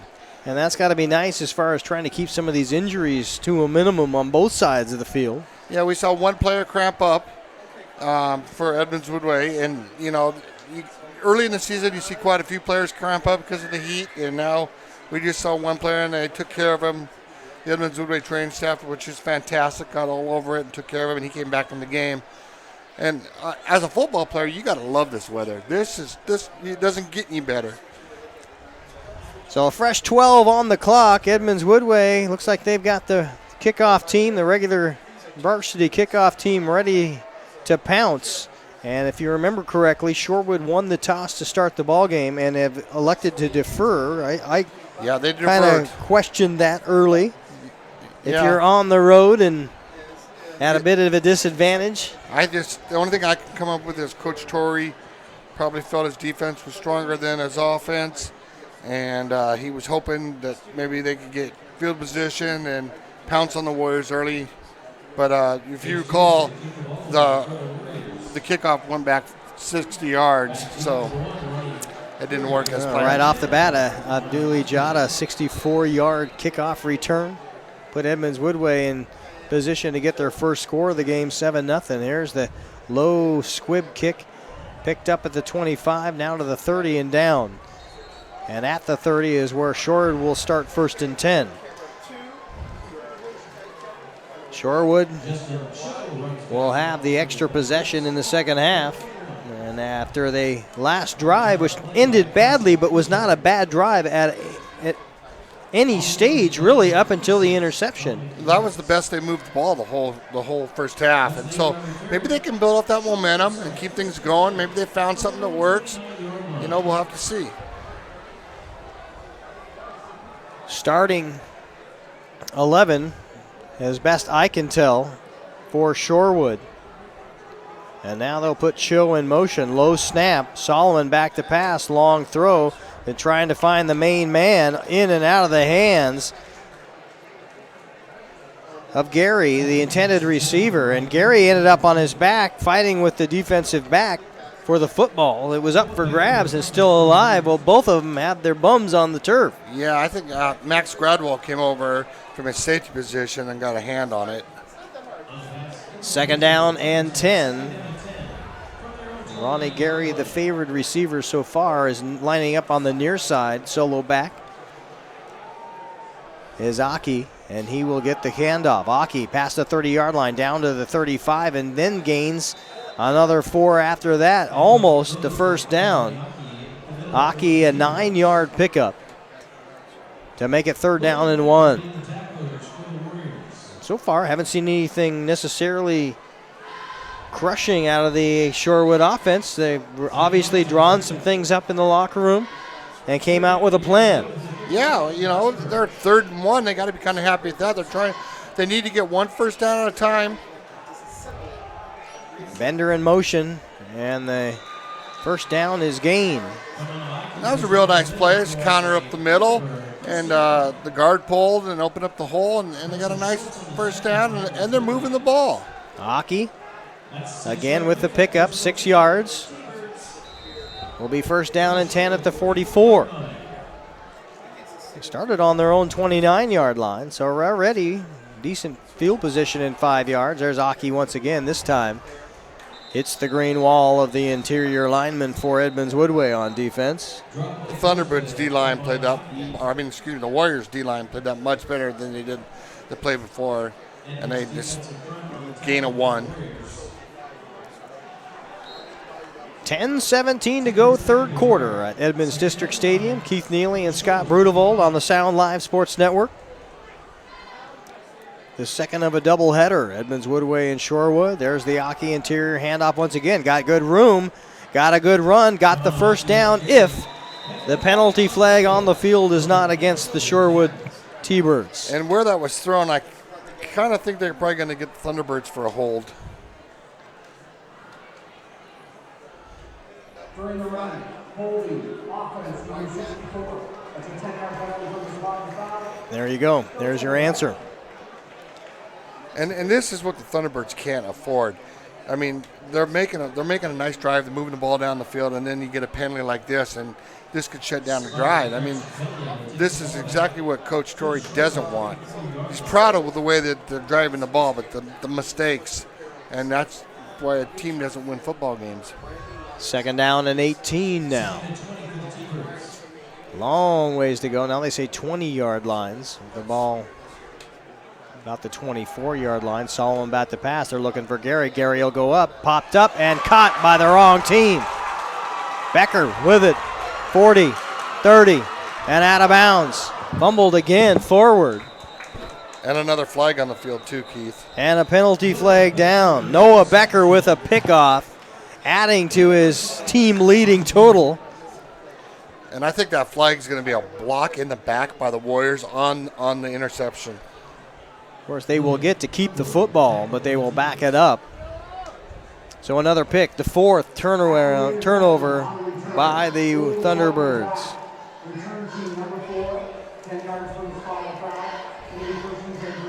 Yeah, they got Abdul Jadi on that for the block in the back. Back-to-back interceptions and back-to-back drives with potential for the Shorewood T-Birds. And that's the Thunderbirds' fourth turnover with 9:24 to go in the third quarter. And that kind of probably tells you how their season's been going. Well, even good teams that have that kind of takeaways. You look back to the game of Edmonds Woodway versus Meadowdale. There's the Nash reverse. And he's bulldogged down at the 35-yard line. Gary made the tackle. But you go back to a couple of good teams that have the same problems. And then you throw the ball and turn it over, or a lot of penalties like we've seen, or timely bad penalties, like Shorewood. And Edmonds Woodway fell without a question. It wasn't even really as close a game as the score was made out to be against the Mavericks, who took that one. And the game that really could come back to haunt Edmonds Woodway. Yeah, the Meadowdale game. Yeah. 8:30 to go, second down and 5 with a ball on the 34. Nash in motion. He'll take the reverse again. There's a penalty flag. And that may go against Tyler Reinford as Nash gets the first down. It would be a first down. He bulldogged this guy down on the field. I mean, that wasn't even close. He pulled him down. And the referee called it. Yeah. And the same thing with the Warriors. You can't. I saw Coach Gradwell lift his hands and just put him on his head in disgust because they're having a nice drive and then now this takes them back. And this is the kind of play that when they move on into the Wesco playoffs and they move on to state, they cannot do this stuff. They got to be more crisp. Because there was really, on that play, there was no need for Tyler to block that kid in the back. The play was going the other direction, away from you? Yeah, it was way past him. Second down and 16 now. So it would be first down and 10 on the 20 inside the red zone of Shorewood. Now it goes back almost to midfield. How's that for a turnaround on a play? There's the long pass to a wide open Woodard. Caught at the 10. At the 5, pylon, touchdown Edmonds Woodway. They say He went out of bounds. Yep, Touchdown. now they finally give it to him. Boy, he was wide open. Woodard with the TD. That's got to be a break in the coverage for the Thunderbirds to leave him that wide open. Somebody missed their assignment. I see Gary back there talking to somebody. They screwed up, but now there's another penalty flag down on the field. And it looks like this one might be coming back. It would have been a 45-yard TD catch, depending on the outcome of the penalty. And that was thrown, I think, quite a ways after the play. Yeah. Or a while after the play, rather. I got a feeling it's another block in the back. They're talking to the captain for the Thunderbirds. Captain. During the pass, personal foul, offense number 27. Unnecessary roughness on a defenseless player. Tyler Reinford 15 yards from the previous targeting a defenseless player. Yeah, and see, again, that's the kind of stuff you can't have. You know, So you take the touchdown away from David Woodard. And back-to-back Reinford penalties. And with the score 34-0 right now, you kind of wonder what the rest of the game might look like for Mr. Tyler Reinford. Yeah, I mean, exactly. It's 34-0, and your team just scored a touchdown, and you basically cost them that because of your actions. Now, hopefully, they keep it all in control, and they come back and make a nice play. And they do put Grayson Fisher in at running back. And back to pass. Picked off by number 25, Jaden Kellum. And Kellum will take it down to the 25-yard line, and now you got a touchdown taken away, immediately turned into a pick and a great field position for Shorewood. And Kellum read that play all the way. That was a screen to the tight end, and he came from his defensive end position and just kept his ground and picked off the pass. And yeah, it's really unfortunate right there that Warriors lost their cool. And I'm sure Coach Gradwell is going to have a conversation with them about that.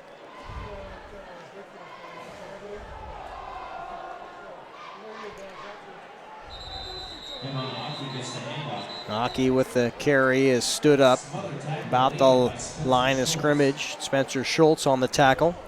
And nice play by Spencer. He came in through that three-hole gap, and he just stopped Aki right away. So this is a big stop for the Warriors, too, because they need to, for momentum, they need to stop them right now. It's a big drive for the Thunderbirds. Trips on the far side, caught over the middle by Hutt. Fantastic catch by Hutt. Went up in the air, caught it at the high point again. Nice play by the Warrior, or Thunderbirds, excuse me. I like how Hutt has been playing. He's a very good receiver. Not a giant kid, 6 foot, $165. He's sure taller than your average high school receiver. But he goes up nice for the ball and catches it with his hands, which a lot of kids you like to see do that. 3rd down and 1 on the 16. Solomon, interior delayed handoff, should get the first down on the Aki pickup. They got it. But a very good compliment to Ronnie Gary is Hutt. Yeah, I mean, I didn't ever get to see their senior quarterback play this year, but I'm sure if they had him with those two receivers, they had a real nice tandem there. 1st down and 10 on the Aki carry. 6:11 to go, 3rd quarter. Bender in motion. Here's the handoff. It almost looks like a Wildcat situation. That's what it was. It was a Wildcat to Gary. And Gary will take it right into the pile, picks up 5. And this is another nice drive by the Thunderbirds. Now let's see if the whole game what's been killing them is turnovers and penalties. Let's see what happens. McAdee with the tackle for Edmonds Woodway, and they'll go to the 6-yard line. Actually, 2nd down 10. And 6 yards to go on the 10-yard line. Here's the Aki carry to the 5. Aki again on the carry. Good shot on the tackle for the Warriors. 59 for Shorewood needs to leave for one play. Oh, they stopped play because the helmet came off on number 59. And he's struggling with that helmet. Yeah, Andrew Blair. It's the same as we had early in the ball game. Blair will have to just go back and get a new bucket. From the Warriors 6. And now they'll get the trainer over there to look at it and try to pick up a strap or a button or something. There's a interior handoff to Aki once again, and 3 or 4 Warriors in on the tackle, including Spencer Schultz and Ollie Gay. Yeah, Ollie Gay was right there on that play. And the Warriors are going to show some pride right now. It's 4th and 4. The Thunderbirds are going to go for it because they're down 34-0. And let's see what happens. I got a feeling the Warriors are going to stunt. You hear a hard count here. Warriors have been susceptible to that. Solomon back to pass, gets underneath Gay. There's the penalty, and on the run goes Solomon. He'll pick up the first down. You'll probably see a face mask penalty, but they'll decline it, take the first down anyway. Yeah, I think Ollie Gay, when he came in, he jumped, 6'5", the big arms came out, and you could see the quarterback for the Thunderbirds' head go back. So I'm pretty sure that's the call there. The result of the play is a first down, 3-run, personal foul, face mask, defense number 88.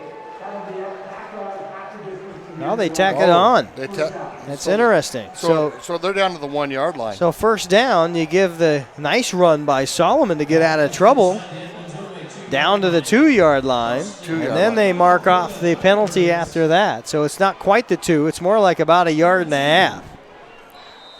4:31 to go. This is where you test the mettle of that interior defensive line for Edmonds Woodway. There's the handoff down near the goal line, and did he get in? No, they say he's short. Second down and goal to go by Aki, who got a good first jump. And Hall Spikuza, the linebacker, with the stop for Edmonds Woodway. And the Warriors on that play, they had 5 guys there. They game tackled. They did a real nice job of going to the ball. Second down and goal to go on the 1 yard line. Aki and Cho in the backfield to put Bender in motion. Here's the quarterback sneak. Solomon in, and I think he's in. Now they called him down. Boy, that was kind of a nice play. He faked the pitch to the wing back, and then he kept it right up the middle. And I thought he had it too, but the umpire called it down on the 1, the line judge, excuse me. Tyler McAtee, the sophomore, in on the stop. Third down, goal to go on the 1 yard line. 3:20 to go in the third quarter. Here's the handoff. Gay in on the stop, fumble, and the ball is down. Solomon will pick it up. But Ollie Gay came smoking in from that right end. Man, nobody touched him, and he was in there so quick. And the Thunderbirds are real lucky they recovered that fumble. Ball recovered by the Thunderbirds at the 4 yard line. Fourth down. So they lost 3 yards in that play. Loss of 3 on the play. 4th down situation. 4th down and 4. And it looked like a sure thing on the 1. Now you wonder at 4th down. Yeah, 4th and 4. Let's see what the Thunderbirds got up their sleeve. You put everybody on the wideout. Nobody is in the backfield. Now a shot over the middle, picked off. It's Spencer Schultz with the interception. Boy, Spencer read that perfectly. The eyes of the quarterback were zeroed in on the receiver, and Spencer saw that, and he picked off the ball and for turnover number 5 for the Thunderbirds. Nice play by Spencer Schultz. Real nice play. So into the end zone, caught there by Schultz, will bring it out to the 20 yard line. And now you start to see a trickle down the depth chart for the Edmonds Woodway Warriors. You still have Isaac Jackson in his quarterback, but Grayson Fisher, their running back. A couple of wideouts. You still have Nash and Woodard, so not quite a full house interchange. Is Heron's still playing fullback too, isn't he? I believe so. Yeah. Yep. Yeah. So Fisher with a 1 yard gain. And now's a really important time for Grayson Fisher to get some yardage, get some downfield yardage, and show the coaching staff what he can do. Tyler Reinford still with his helmet on, the end of the Edmonds Woodway bench. There's the interior handoff to Grayson Fisher. Graydon Herron. Not Grayson Fisher. Herron gets the call. Fullback up the middle. And you know, also I think right now the Warriors are fine with this chewing clock. They're up 34-0, and they're just trying to chew the clock up. Clock showing 1:23. And the rollout now. Jackson will have to turn it up. Now the long pass. Woodard will get to the sideline. Caught at the 44-yard line for the first down. And how impressive has Woodard been tonight? Holy cow. That was a fantastic job by Woodard to come back to the ball.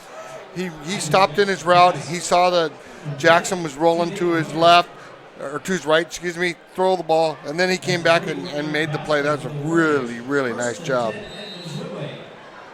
First down and 10 inside Shorewood territory.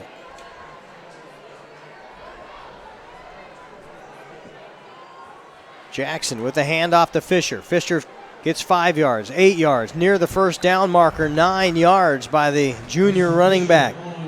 That was a great run by Grayson. He went up through the hole and he kept the legs pumping, got a nice 9-yard gain. Really, really good job. 5'8", 165 pounds. Not quite the same build as the Rhineford athleticism ahead of him. No. But he makes up for it with a lot of will. And I think, Keith, that they put in the second team quarterback now. Cameron Krall. Oh, yeah. Number 6. Was a second down. We'll hand it off to Fisher, who gets the first down. So even the second string able to make yardage. And this is where that prep work that Cameron Krall has been doing all game long will come into play. Yeah, and you know he's got a few butterflies. He hasn't played a lot this year, varsity ball. He's been playing JV ball, and he's pretty excited. Coach Gradwell, he's waving the boys over because there's only 16 seconds left in the quarter, and I think he's bringing them over. He wants a couple extra seconds to talk things out. Yeah.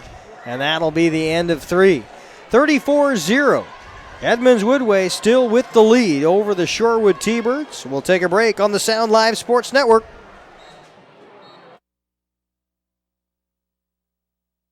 Hey sports fans, do you want to know when and where your favorite teams in the West Coast Conference are playing? Who won the game last night? Standings are? Well, it's easy to find out on westcoathletics.com. The information is entered by athletic directors and coaches, so you know it's accurate and up to date, making westcoathletics.com the place to view official scores, schedules, standings, and photos for all the schools sports in the West Coast Conference. Follow us on Twitter and Facebook, and check out westcoathletics.com, the website of the West Coast Conference.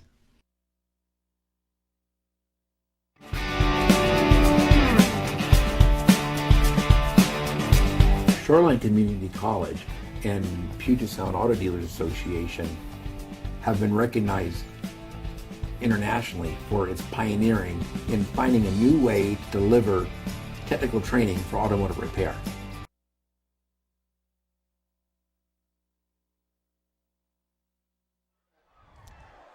Welcome back on the Sound Live Sports Network. Keith Neely, Scott Brudevold, the late game. Edmonds Woodway and Shorewood. Edmonds Woodway going into the second string, and now a false start penalty will back you up.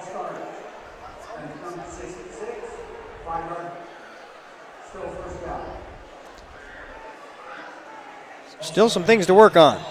Always a chance to get better in this silly game. Yeah, and it's good for these guys to get out and get some, varsity playing time. It's only going to make them better for, if not this year, for next year too. Nash with the man in motion. Krall will keep the football, and I think Krall was supposed to hand that ball off to Nash, and they got a little mixed up in the handoff, so he just kept it. And thought Coach Gradwell called a timeout, so he wants to make sure that they get the play right. So there'll be 2 timeouts for Edmonds Woodway after this one, 3 timeouts for Shorewood. And with the timeout, we'll take a break ourselves on the Sound Live Sports Network. Edmonds Woodway with the lead.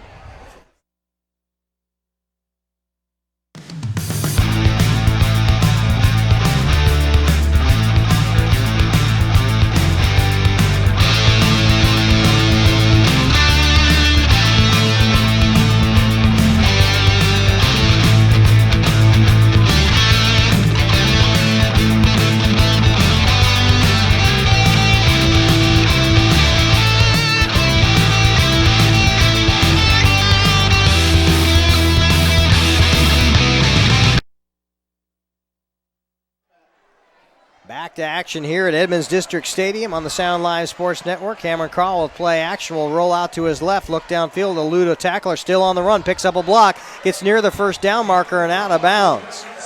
Will not pick up the first down, will be about 3 yards short, but a good run by the young man. You know, that was a nice run. The only thing I'd like to see is he was kind of carrying that ball out with one arm, and I'd like to see him tuck it a little tighter, because we don't want to fumble. But no, he made a nice play on that. Good read. It was a rollout. He was looking for the pass, but he didn't have it, so he kept it and got positive yards. 3rd down and 3. 11 minutes to go in the ball game. Crawl under center, turns, hands the ball on the interior to Henry Tillman, and Tillman gets near the full first down. It'll be just short. Tillman on the JV game about a week ago, or I guess it would be on Monday night.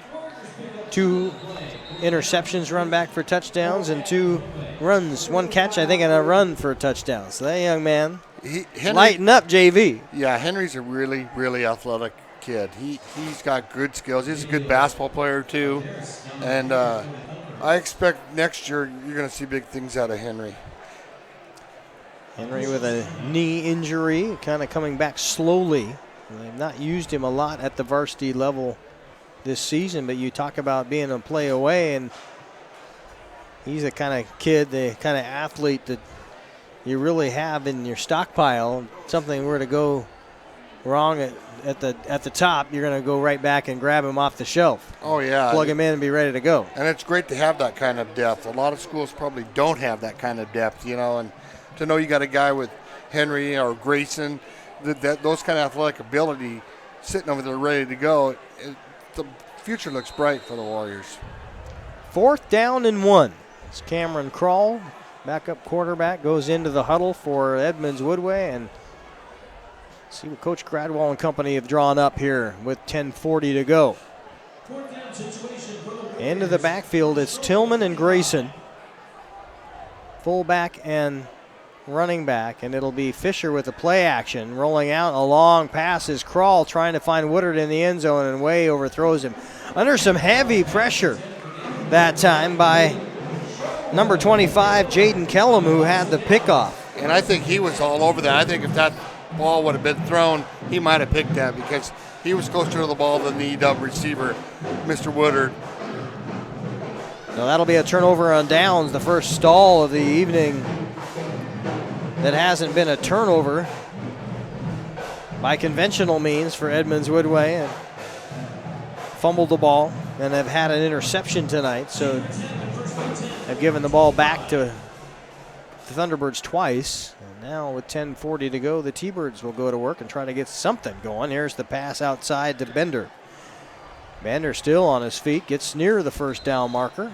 That was a nice play. That was one of those wing kind of throw it out there and let Bender go make something happen. And he got himself 9 yards, so it's okay.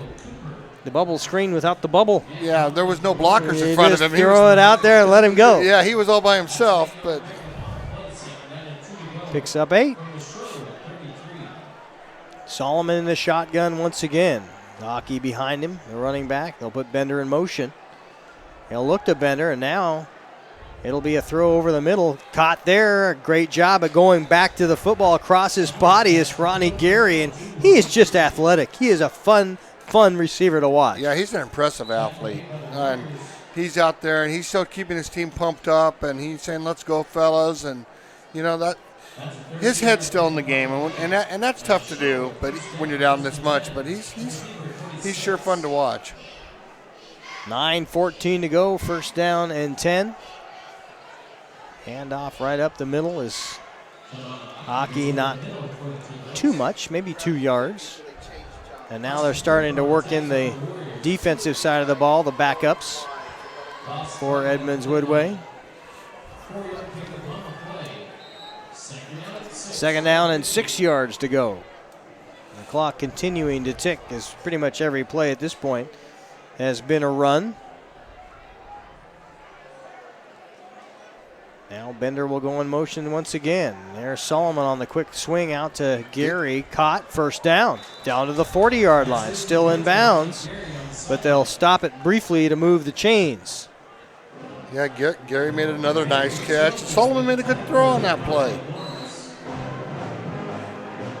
They like to run that wing back in motion on every play, kind of more as a misdirection than as a actual. They don't hand the ball off to him too much, but they try to have the linebackers chase him.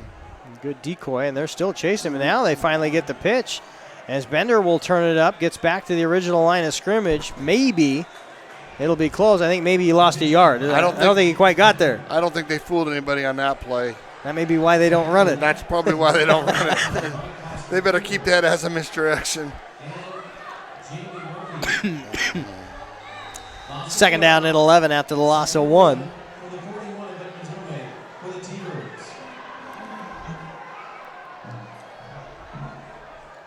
And now here's the handoff to Aki. Gets into the linebacking core and stopped there after a 4-yard gain by Edmonds Woodway. And there's about 4 or 5 guys on that play that gang tackling, and that's good to see. The Warriors are being real aggressive to the ball. Even though it's the second unit, they're still out there fighting hard and making plays. Shorewood picks up 5 on the play. 3rd down and 6 from the Warriors. 3rd down, 6 yards to go. Edmonds Woodway looking to go to 5-2 on the season, 4-1 in the Wesco after tonight. Boy, they ran that same pitch to Mr. Bender going to direction. this side, and the same thing happened. The Warriors snuffed it out. Lost it 2. And now a 4th down situation for Shorewood.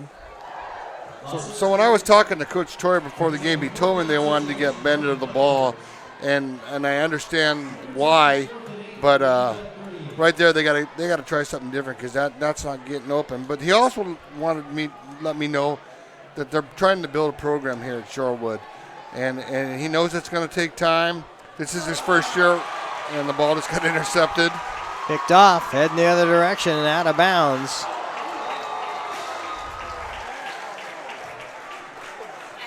Great job. And another pick, and I don't see an 87 on my roster. I'd like to give the kids some credit. You made a nice job at anticipation, jumped the ball. Yeah. Yeah, I don't think the PA's got him either. But as I was saying, Coach Torrey, this is his first year being there, and he said that they know this is going to be a process. He wanted me to make sure that I understood that when I talked to him. It's going to take some time, and he feels strongly that they're going in the right direction. First year any program. Of course, you got kids that have played in different schemes. Fisher loses the football for a moment there and then gets bent backwards. Picks up maybe a yard. That looks but you've got 3 years of seniors that have seen something entirely different. Schemes are completely unfamiliar to what they're used to. So the first off season of a new coach, and probably the first 3 or 4 games are like being on a different planet.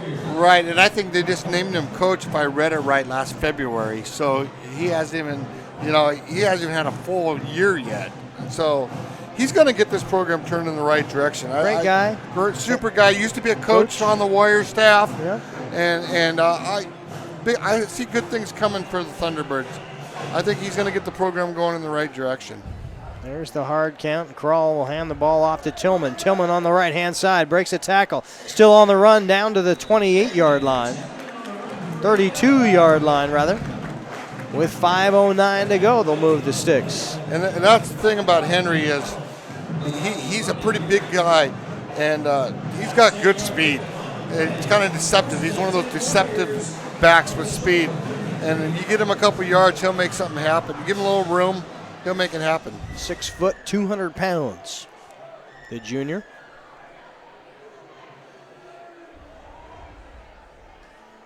Now the fullback handoff, and different than Tillman. That was not Tillman that time. But Spaguzza, all Spaguzza. Xander, the senior, takes some time at fullback. And that's nice that they're getting a senior out there. Maybe he's not getting a lot of playing time with the varsity, but he's out there now and he's getting. Well, certainly not on the offensive side. We call his name all the time on the defense. Right. It's good to see him get some offensive work. Second down at 11. And now Fisher with the handoff to the 30-yard line. Grayson Fisher goes over the left side of the line. Number 2. Not the most Got a warrior down on the field there. most bulky running back, Fisher, but he's shifty. He knows how to hit the hole, and he's explosive out of the backfield. And Grayson, he's tough. He also plays some real good defense. He's not afraid to hit somebody, and he runs hard and he plays hard. I believe the man down on the field right now is Reed Whitson. Well, no, they say 70, not 30. Mark Try. And they got a right knee elevated right now. Coach Gradwell going out to check on him, immediately turns around. I don't know what to read into that. Yeah, the look on Coach Gradwell, the way that he kind of turned around. I hope it's not serious. It looks like he's getting up.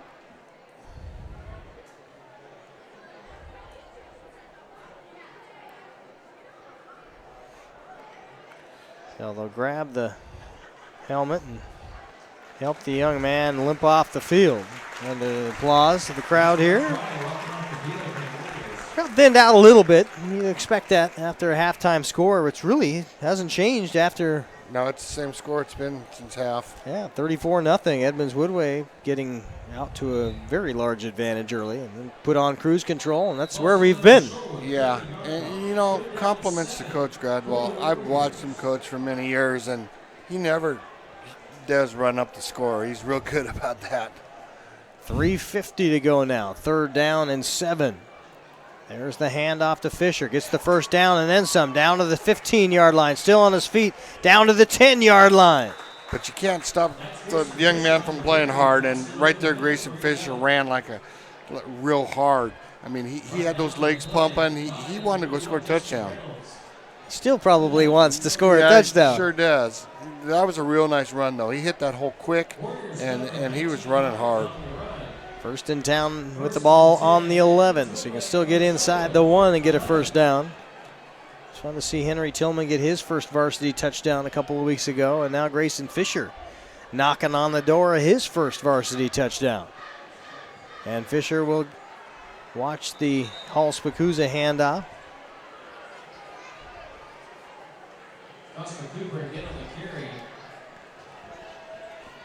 Second down and 8 yards to go. Peters on the tackle. Ball goes down to the Shorewood 9-yard line. Second down, 8 to go for the Warriors. Michael Ash is going into the game. That's the first time I've seen him play this year. So Coach Gradwell's letting everybody get some game time tonight, and that's really good. Build his roster up. 2:30 on the clock in the 4th quarter. Fisher thrown down to the 5. 3rd down. Edmonds Woodway on the road next week. Veterans Memorial Stadium on STSPN, 7 o'clock the game time. Of course, you can find that ball game by going to the Sound Live Sports Network. One of our sister broadcasters, Todd Elvig, doing a nice job. And I'll be up there alongside STSPN broadcaster.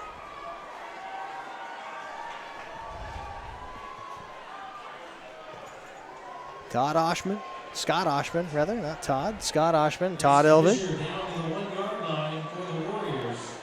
1:42 to go. And knocking on the door. I think they're going to give the ball to Fisher one more time. He's carried him all the way down. They're at the 1. Let's see if we can get him in. Yeah, let's see if we can get him in. I don't know if that's what Coach Gradwell's got planned, but I like to see Grayson score a touchdown. Always nice to see your workhorse rewarded. Get a little bit of a payoff. 4th down. Grayson with it into the end zone, and then give that young man a touchdown. Yeah, that's nice.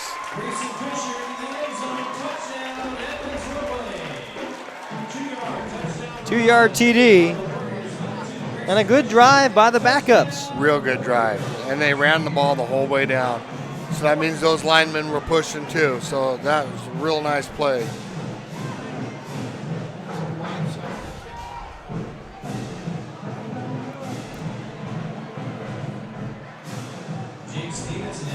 Stevenson will come in to attempt the PAT. Not sure if we've got the backup kicker. I haven't seen one of those. Nonetheless. Well, there you go. That's Jackson Carr. Yeah, and he made it. Carr with the. So as soon as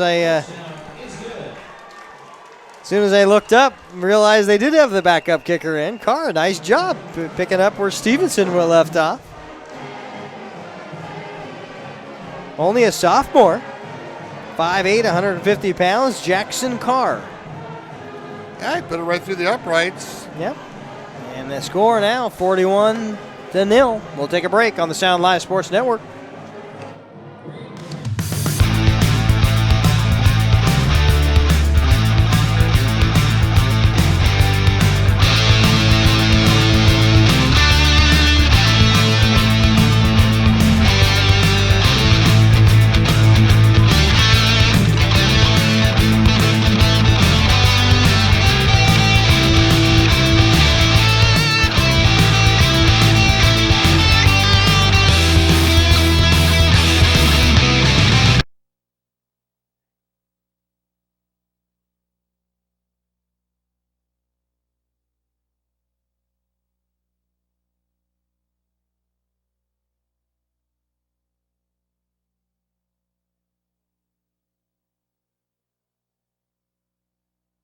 Welcome back on the Sound Live Sports Network. Just about in the books is this one here at Edmonds District Stadium.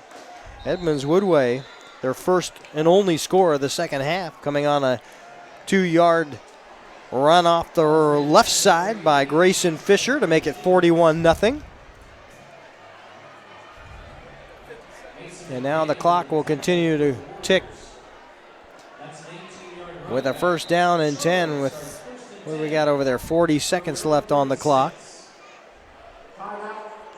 Shorewood will call a timeout. They'll take one of their last 3 and try to make this a teaching opportunity for some young men. Yeah, I think they might want to come up with a play, see if they can score a touchdown to end the game, go home on a high note.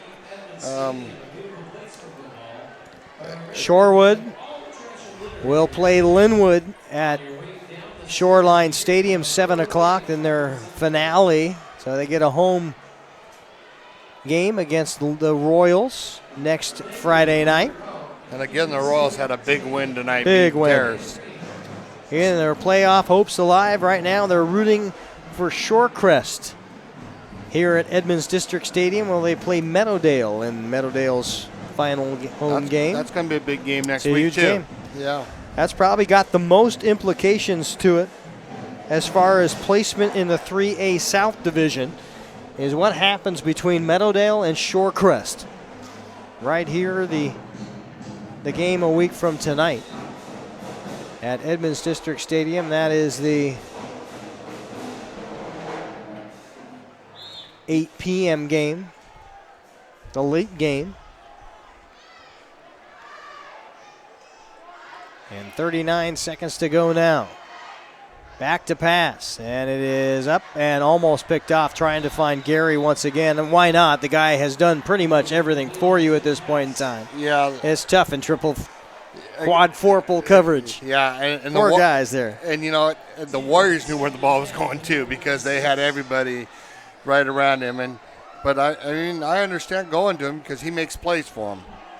14 seconds to go. Back to pass once again. Pump fake. Now he'll take it on his own. Now trying to find Gary over the top. Sucked everybody up. Why not? Good pump fake. And the only thing is, though, the only person he's looking at is Gary.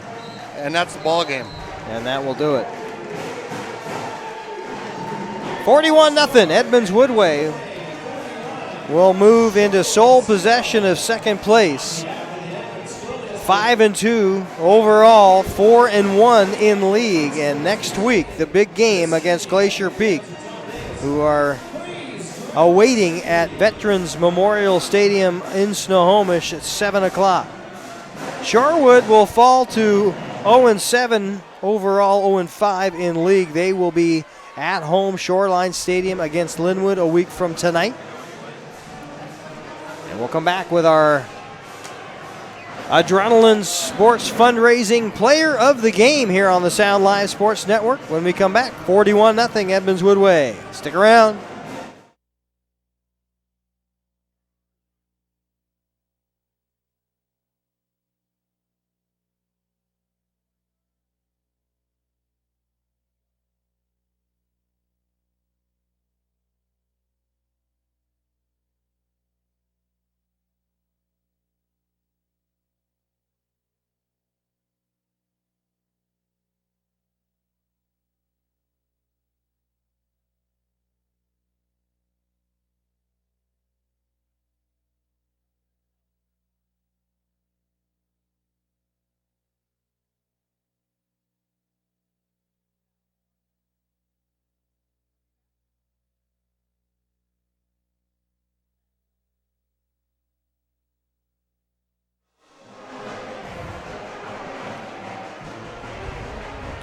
Fight song for Edmonds Woodway as the cheerleaders and the players sing the fight song to the people streaming out of this Edmonds District Stadium right now. A happy green and purple faithful, and really one game away from a league championship. And Coach Gradwall now waiting for his players to go into the locker room and shaking hands with the Warrior Buddies, the young men. Yeah, I love that they have the Warrior Buddies. I've been watching the Warrior Buddies for years. I think it's an outstanding deal that they do for these young men. They think it's a big deal when the varsity guys come by and give them a high five, and it's really neat. So we are awaiting our player of the game, who they've corralled out of the throng that's heading into the tunnel down there. Heading up the stairwell here on the Sound Live Sports Network. And after a game like tonight, you got a couple of guys you could probably get it to. Of course, Rhineford's always going to be in the mix with the way he scores touchdowns. I like the way Graydon Heron played. You got to give that young man a tip of the hat tonight. But neither one of those two are the player of the game. We welcome in the Adrenaline Fundraising Player of the Game, Abdulli Jada, who had set the table, and pretty much with that 63-yard kickoff return to start the football game. Abdulli, what was heading through your brain when you caught that sucker the first time? I was feeling great. I was just getting it. You certainly look light on your feet coming up the steps. Mm-hmm. Does it feel that light? I know that's after a win. Do you feel that light when you're flying up the field? Every day. Well, you certainly looked it. So the other reason you got to play what looked like to Scott and I a much different position on defense than you're used to. Normally back in your safety role. Yep. You were everywhere on the field tonight. What would you say you were playing? Linebacker or D-end. Kind of like a rover back, Yeah. Billy. Yeah, I noticed you were much more up front than you usually are, and you were picking those holes. They weren't even hitting you. Were you seeing the holes? Were you seeing them real well? Yep. So were you given the green light pretty much to blitz on every down? How often does that happen? A lot. Does it? And tell us about that play where you stripped the ball from the gentleman and you picked it up and scored the touchdown. I saw the ball loose, and I punched it out, scooped, and scored. That's a beautiful play. It's really well done. Thank you. So now you were in a spot that early in the season it didn't look like you guys were going to get here as Warriors, as your team. Suddenly, you have an opportunity to go into Veterans Memorial Stadium a week from tonight and beat the big dogs, the Glacier Peak Grizzlies, and come away with the league championship, or at least the Wesco 3A South championship. Is that going through your team's mind right now? Yep. We're gonna get it. We're gonna go hard in practice this week. So what's the mindset now of the Warriors with 1 week to go? Go hard. Go hard. You heard two words. Abdulli Jada, our Adrenaline Sports Fundraising Player of the Game. in a big win tonight. I'll take the helmet for just a second. Scott, you take the microphone. Let's get the photo with the big T-shirt. Not everybody gets one of these guys. This is we've given away 3-4 to Warriors so far. So this is the big ticket item. One more. Abduli, congratulations. A great effort tonight. You got to take the bucket back with you. Go celebrate with your teammates. Congratulations. Outstanding job. Great game. So a 63-yard kickoff return. Looked like he had enough to go the distance, but it ran out of bounds. But that set the stage, and from there it was all Warriors. And at the end, 41-0 the final. Yeah, it was a pretty dominant performance by the Warriors tonight. 5 turnovers. Anytime you get 5 turnovers from the other team, you're pretty much going to win the game. And he got to take out the first team halfway through the third quarter and get the younger guys time to play. It could have been a lot worse, I think. No injuries. No injuries. On either team. Now you're ready to go play Glacier Peak next week. Glacier Peak on the docket, 7 o'clock, up in Snohomish at Veterans Memorial Stadium. I'll be up there on our sister station, STSPN. Scott Oshman will have the call. It should be a fun one. We hope you'll join us for Mr. Brudevold. Scott, thanks for being part of the broadcast team the last couple of weeks. We'll see you in the playoffs. I enjoyed it. I'll be ready. All right, we'll be back next week on STSPN with the Hawks. We'll talk to you later.